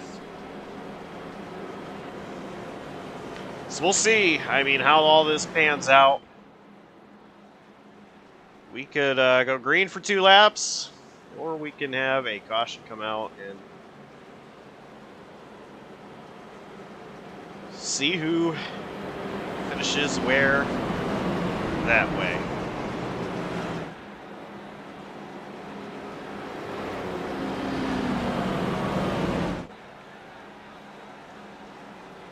Race course. Yeah. Go ahead, Adam. Sorry, Josh. I wasn't going to say anything important. Go ahead. Well, the lights are on the pace car, I believe, now, so indeed they are. So going to be the last 2 laps. It's ones where you go green, like you mentioned. So it's going to be pretty dramatic here. I think Dane Cruz has timed all the restarts perfectly, the last 2 of them. So he just has to do it one more time. But of course, easier said than done. And Austin J. McGill, he's been super aggressive all night, hungry for this win, of course, but Luke Knupp now up in that 4th position with those fresh tires. Dylan Parker 5th. This should be a lot of fun.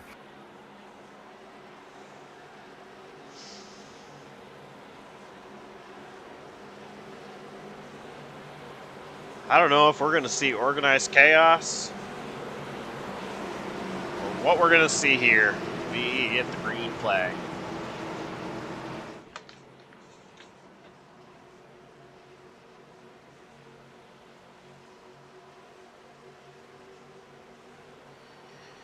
The field working off turn 4. And the pace car going to make its way into pit road as well as Michael Walls. Inside the restart zone, green flag back out. 2 laps to go.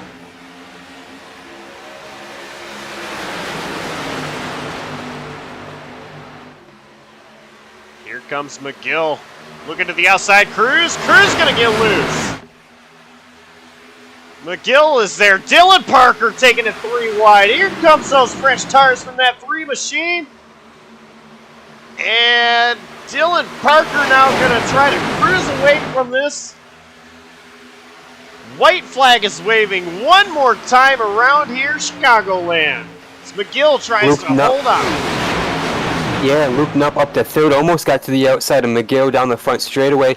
That might have sealed the deal for him not to be able to chase down Dylan Parker here. He's still challenging for that second spot. He's got it now, but it might be too little too late to contend for the win. Into 3 and 4 for the final time. It's not going to be enough, I don't think. Dylan Parker off of 4. Checkered flag is waving. Dylan Parker wins at Chicagoland. Broken up second, and on the fresh tires, Christian Pacheco drove up to third to score a podium finish tonight, beating out Austin J. McGill by just 0.004 of a second.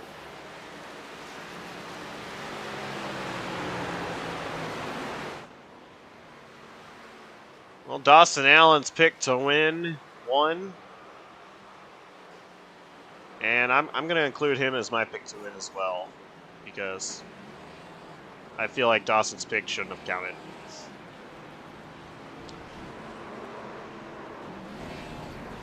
But regardless, great job from Dylan Parker. Honestly, I did write him off. I'm not so sure if we hadn't seen those 3 green-white checkers, if Dylan Parker would have been able to do it. Also, with him restarting in 5th and looping up, restarting in 4th, I thought the better position would have been 4th, looping up. Dylan Parker proved me wrong multiple times in a span of about 5 minutes. And that's probably why he is one of the best that we see in the Slide Job Racing League.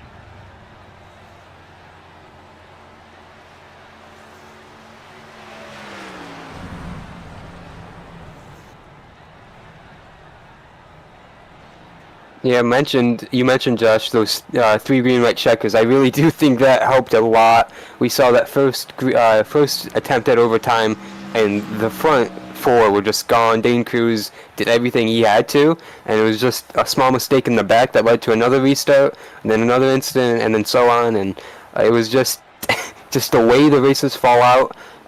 Dawson mentioned before he left how green the race ran before then, and just completely different second. Really, last quarter of the race, I should say, not second half. The last quarter was really crazy, and so contrast to the other parts of this race, Josh. So, I'm not as good as Dawson Allen when it comes to having statistics up on the side of the screen, where he's able to just tell you if his math is correct. Shout out math nerds. Oh, good Lord, Oscar and Dane just each other. So, I'm going to wait and see if the admins get points updated while we're doing the post-race show. It may be right at the end when I get who our playoff drivers are. But I will try to keep in touch with the admins, see if we can get those to you here in the next few minutes. With that being said, let's go ahead and go through the quick rundown on our unofficial results. So, finishing in first is Dylan Parker, Luke Nupp, P2, Christian Pacheco, third, Austin J. McGill, fourth, and Oscar Enriquez finishes in fifth. Brett Bennett ended up in sixth, one of our drivers contending to get a playoff spot. We believe he did tonight with that run. Dane Cruz, leader late, falls to seventh on the older tires. Blaine Sparling finishes eighth tonight. Robert Lukens crosses the line in ninth, and Darren Roy rounds out the top 10 finishers tonight from Chicagoland. And 11th is Don Blazier, 12th, Jonathan Parker, 13th, Noah Mary. 1 lap down at 14th is Michael Walls. 5 laps down, 15th is Ethan Fonseca Moreno. Ryan Bogey, involved in one of the overtime restart incidents, ends up 16th, 6 laps down. And then Michael Thorpe Jr., who we saw, of course, involved in the incident with 5 to go, ends up in 17th, 17 laps behind. Jake Scarborough, 18th, Jeffrey Almstead, 19th, and Gabe Cazzola, 20th tonight, all failed to finish. And 21st is Doug Denise, 22nd, Jared Wilson, 23rd, Sean Ryan. 24th is Ricky Hudgens. And JT Larsh, I don't believe, started tonight, is scored with 25th. So that's the unofficial results. And we'll see how things shake up, who makes the playoffs, what's going to happen with Jeffrey Armstead. I don't know. These are all questions that could be answered very quickly. So let's go ahead and interview our third place finisher, Christian Pacheco.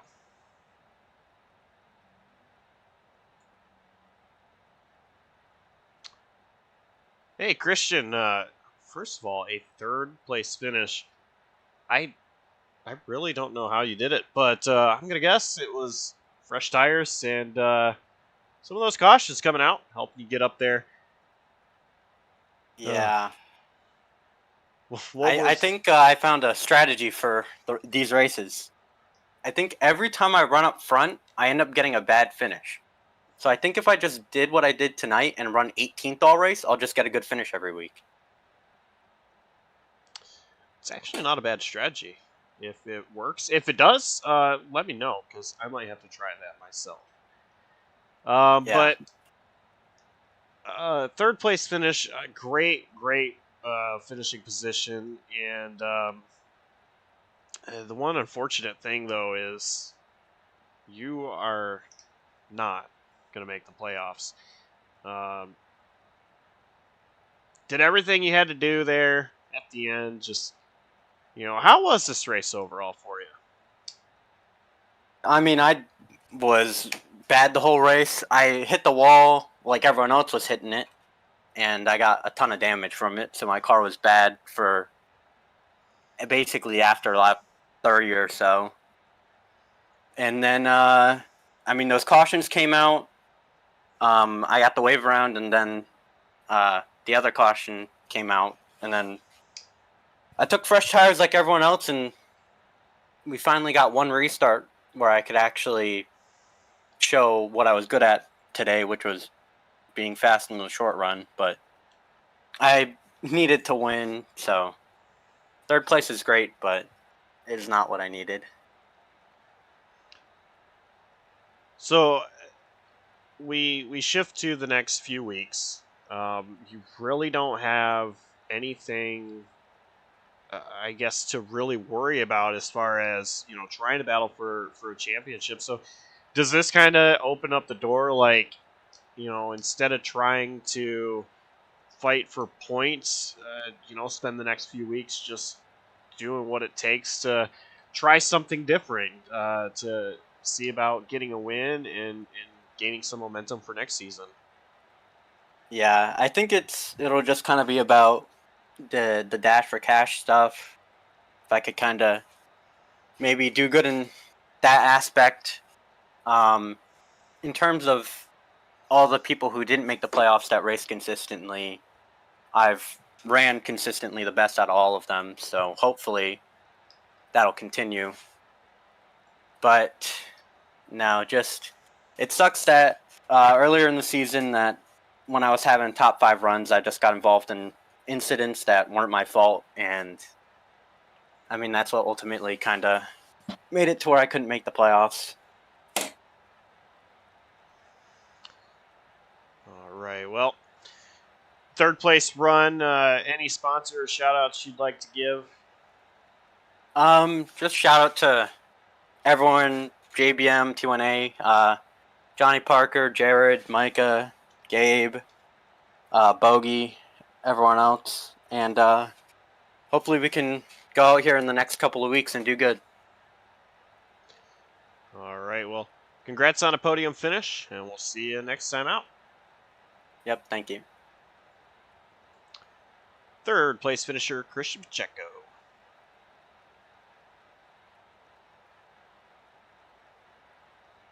And we head to Adam Kuhn, who has our second place finisher. Yeah, Luke, you got a copy? Yeah, I got you.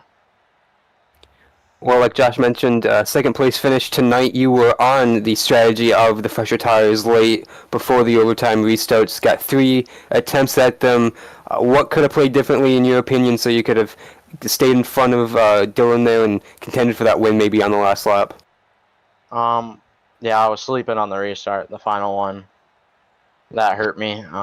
If we would have made it through the second restart, the one prior, I think I could have been in the position Dylan was. I was bottom 3 going into 3 and 4, and would have just had to pad stain. But I mean, stuff happens. It's way better than where I should have finished. Kind of Mickey Moused into that one. I was killed all race because of dumb damage and dumb wrecks I got myself into, and thankfully we brought home another top 5 surprisingly. You mentioned contact you had early in the race. We saw one incident down the back straightaway with the 43. What was going through your mind after that damage and just trying to fight the car? Because we saw you, like you mentioned, just kind of lose spots after that. And how was it just trying to fight the race car to the end? Yeah, I mean, I had 2 minutes of damage after that, and I could tell it was so tight, and I couldn't get it to turn, and everyone was just passing me left and right. So I was very close to quitting because I knew I had already wrapped up the regular season title, but I kept my head in it, and thankfully we got cautions, and you know what they say, cautions breed cautions, and they definitely did tonight. Yeah, that's for sure. You mentioned, of course, the regular season point championship, which was locked up before tonight's race. So how does that feel going into the playoffs beginning next week at Michigan? Of course, the pressure a lot heated up now instead of what it's been the last couple of weeks for yourself and the 5 team. Yeah, it's just gonna be how I had the race at the beginning of the season. I started from behind and passed everyone in point standings after a kind of mediocre Daytona. So just gonna have to kind of treat it like that, even though I'll be on top of the standings, have a nice little cushion at the start. But man, it's been a stellar season so far. Out of 10 starts, 8 top 5s, 9 top 10s, and 1 11th place finish. That's my worst finish this season. So definitely turned it around from last season. And super stoked to see how the playoffs go. Just hoping to keep this momentum rolling. Absolutely. Well, who do you have to shout out and thank to get you here at this point in the season? For sure, Luke Knupp Racing, iRacing.funny. Everyone else, thank you. You guys, JCTV. I think you'll be on the car next week since it's Michigan home race for you guys. And Ethan for making the scheme. Still going to thank him even though he turned my night upside down tonight. But it's all good. And then Slide Job and for awesome league as always. And, you know, just got, I think, 5 more races and we just got to push like hell. All right, Luke. Thank you for your time and congrats on the run. Yeah, thank you.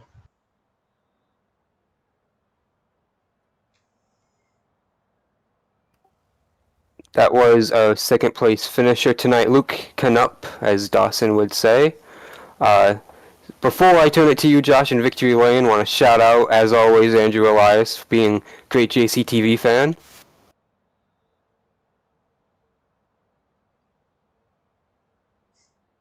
How much did he pay you to say that? None. Okay. We are going to Victory Lane with Dylan Parker. And Dylan. Huh? What? Hello? Hi. Hey. Hey, this is your interview, your winning interview. Yay! So, first off, I want to say, unofficially, you were my pick to win. Ooh. Dawson actually stole you from me before I get to say it. But he wasn't in the booth the whole race. Yeah, I don't see Dawson. Do you see Dawson? Yeah, so I don't. He's Yeah, so yeah. If in my headcanon, you're the one who picked me, so Yeah. I'm gonna go with you, Josh. And you know, got it. I thought about you like all day. Like I was at work and I'm like, my pick to win is Dylan Parker. So Yeah. Obviously, you got that one. Yeah. Maybe I don't get these right often. So I'm I'm just Dawson's a Oh, figment of my imagination right now. So Dawson isn't real. yeah, yeah. So all jokes aside, this race was. I mean, just I wrote you off a few times towards the end of the race. I really did. No. But I mean, you had a great restart there on that last restart. Uh, Able to get ahead of Luke Nupp, and then a three wide move to take the lead and not look back. So, just walk us through. I mean, we had those all three green white checkers. Walk us through what your thoughts were for every single one of them. Well, those last three Gear Watch records, I just knew I had to get in front of Luke because he was the only one in front of me that had fresh tires, and I knew if I could get in front of him and get that out of the way, and if I could get through the traffic, I would have a good shot at winning because the tire fall off was so much at that point in the race. Um, Throughout the entire race, though, uh, my tire saving, I did the oopsies of pushing them in the first 5 laps, which you're never supposed to do. But I just kind of went into this race with fun on my mind, so I just kind of raced how I wanted to. Didn't uh, really stress about it too hard. But even in the end, it worked out. Got the good restarts on the green white checkered and was able to drive it home.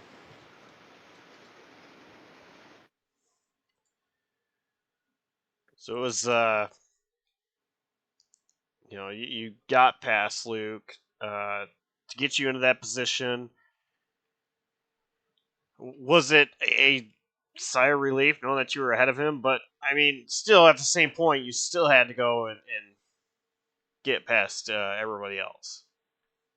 But yeah, once I got in front of Luke, I just knew that if I could get through the corner and not get any you know incidents, that I could get through and most likely pass him either in the corner or on exit on the straightaway.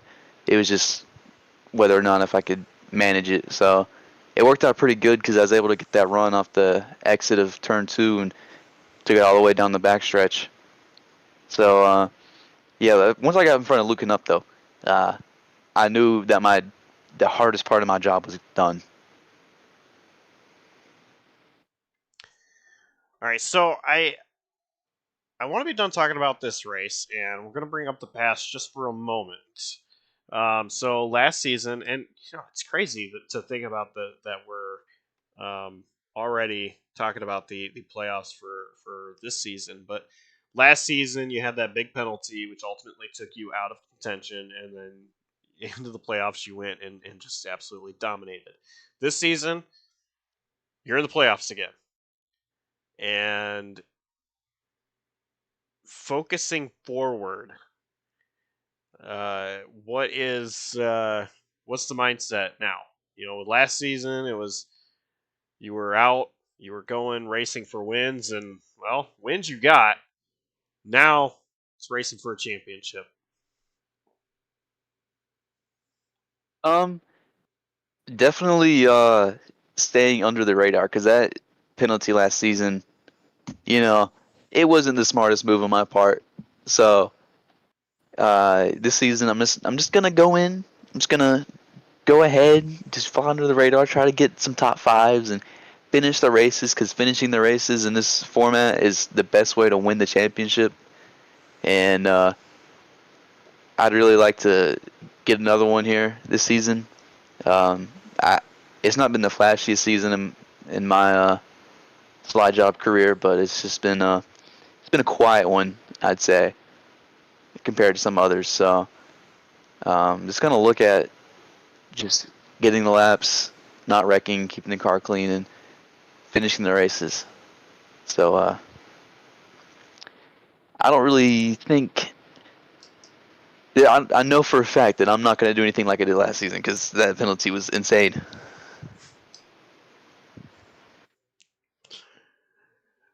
Well, before I let you go and start focusing on the playoffs, who do you have to shout out? Who helped you get it done here tonight to park that three in victory lane? Well, I'd like to give a shout out to PPM, Noah Maori, William Martin, Dane Cruz tonight. He was fun to work with. You know, we went through the traffic I think once or twice and raced each other pretty clean. That was fun. Just like to thank everyone who makes Slide Job happen every week and JCTV for having a great broadcast. All right. Well, congrats on the race win, and we'll see you at Michigan. All right. Hope to see you there. Race winner Dylan Parker tonight at Chicagoland Speedway. So, I don't know how he does it. The man was supposed to be gone, not working with JCTV and getting ready for his night job. But Dawson, he was able to tell me who the playoff field was actually about 15 minutes ago. So, right now, the drivers racing for a championship. Michael Kruger is in, despite not racing tonight. He did get a provisional, but I believe it was 11 points was the difference between Christian Pacheco making it in and not, which Michael Kruger was able to get the position. Brett Bennett, he will be racing for a championship. Austin J. McGill, Noah Maori, Dylan Parker, already mentioned. Now, this one has to be a sigh of relief. Jeffrey Armistead, Eva Matsuka Moreno, Michael Thorpe Jr., who absolutely dominated this race before an incident. Jonathan Parker and Luke Knupp. Those drivers make up the playoffs. We will see battling for a championship starting next week at Michigan.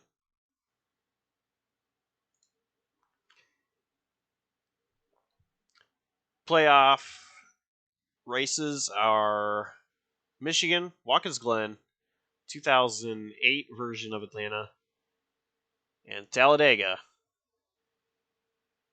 before they cut drivers out. We get the final four and race for a championship at Homestead Miami Speedway on November 7th.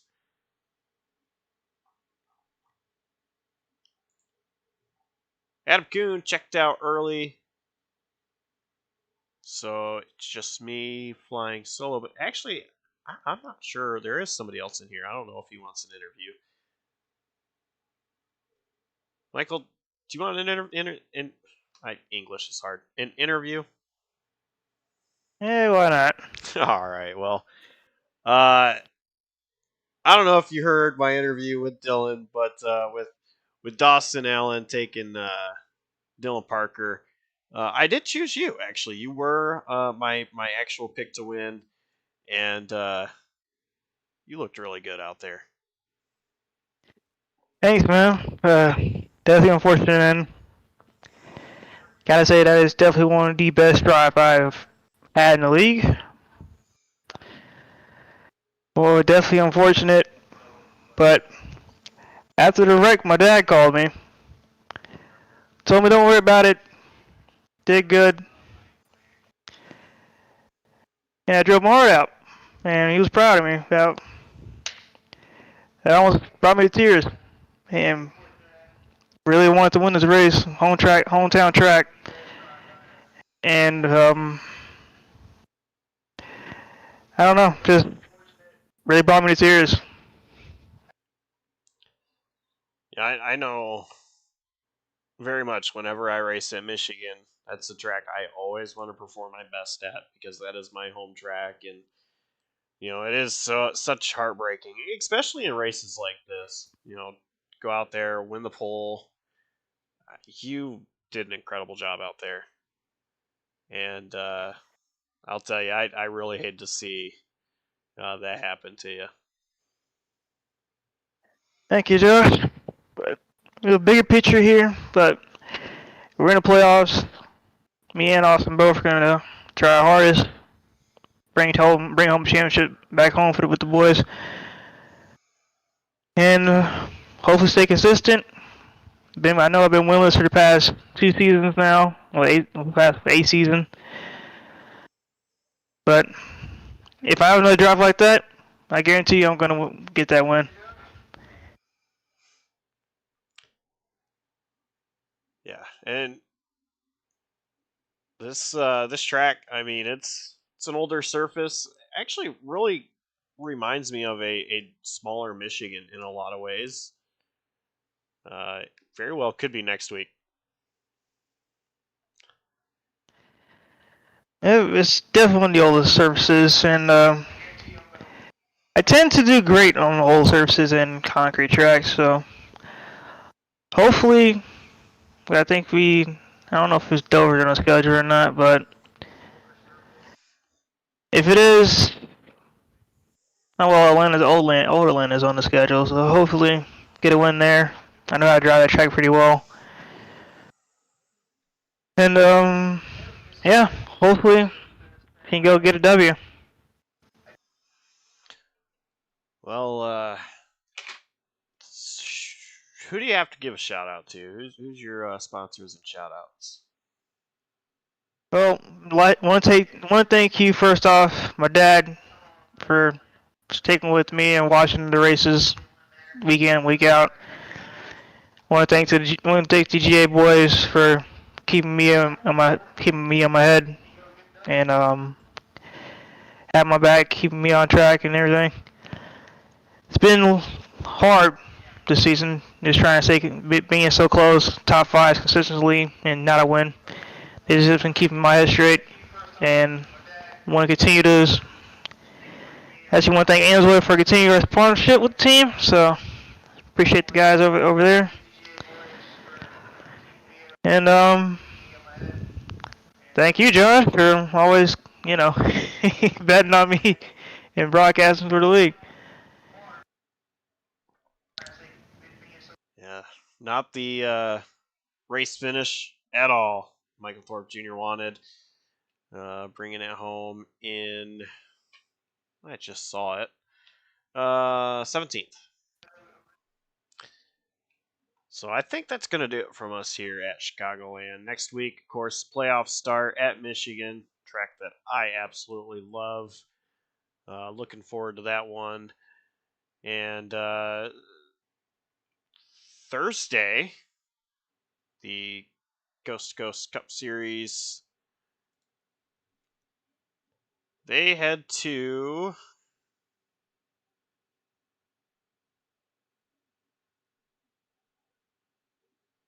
that is an old schedule.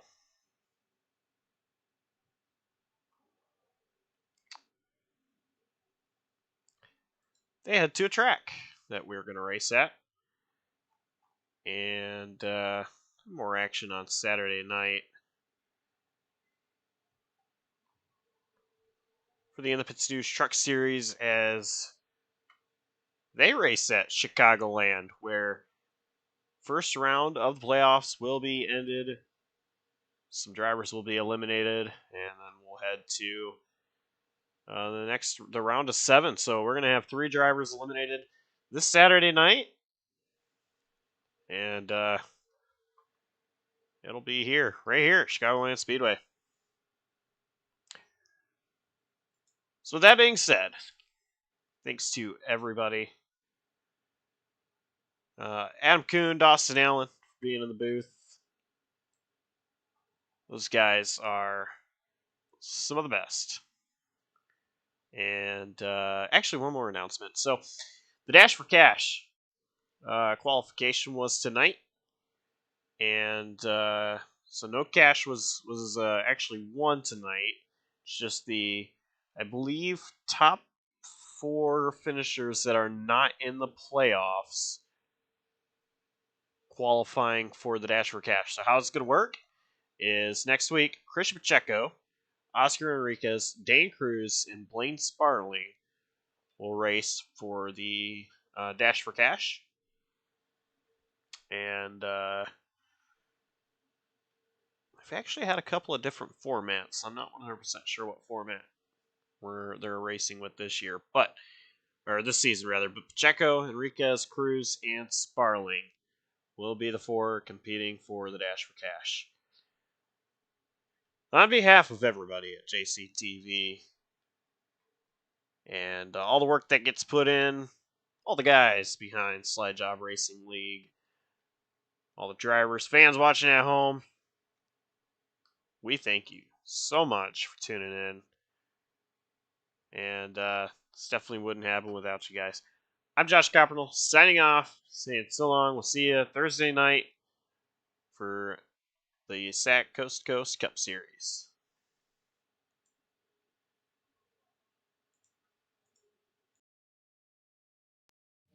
It's all I can afford right now, and it struggles to start. No, it won't turn on.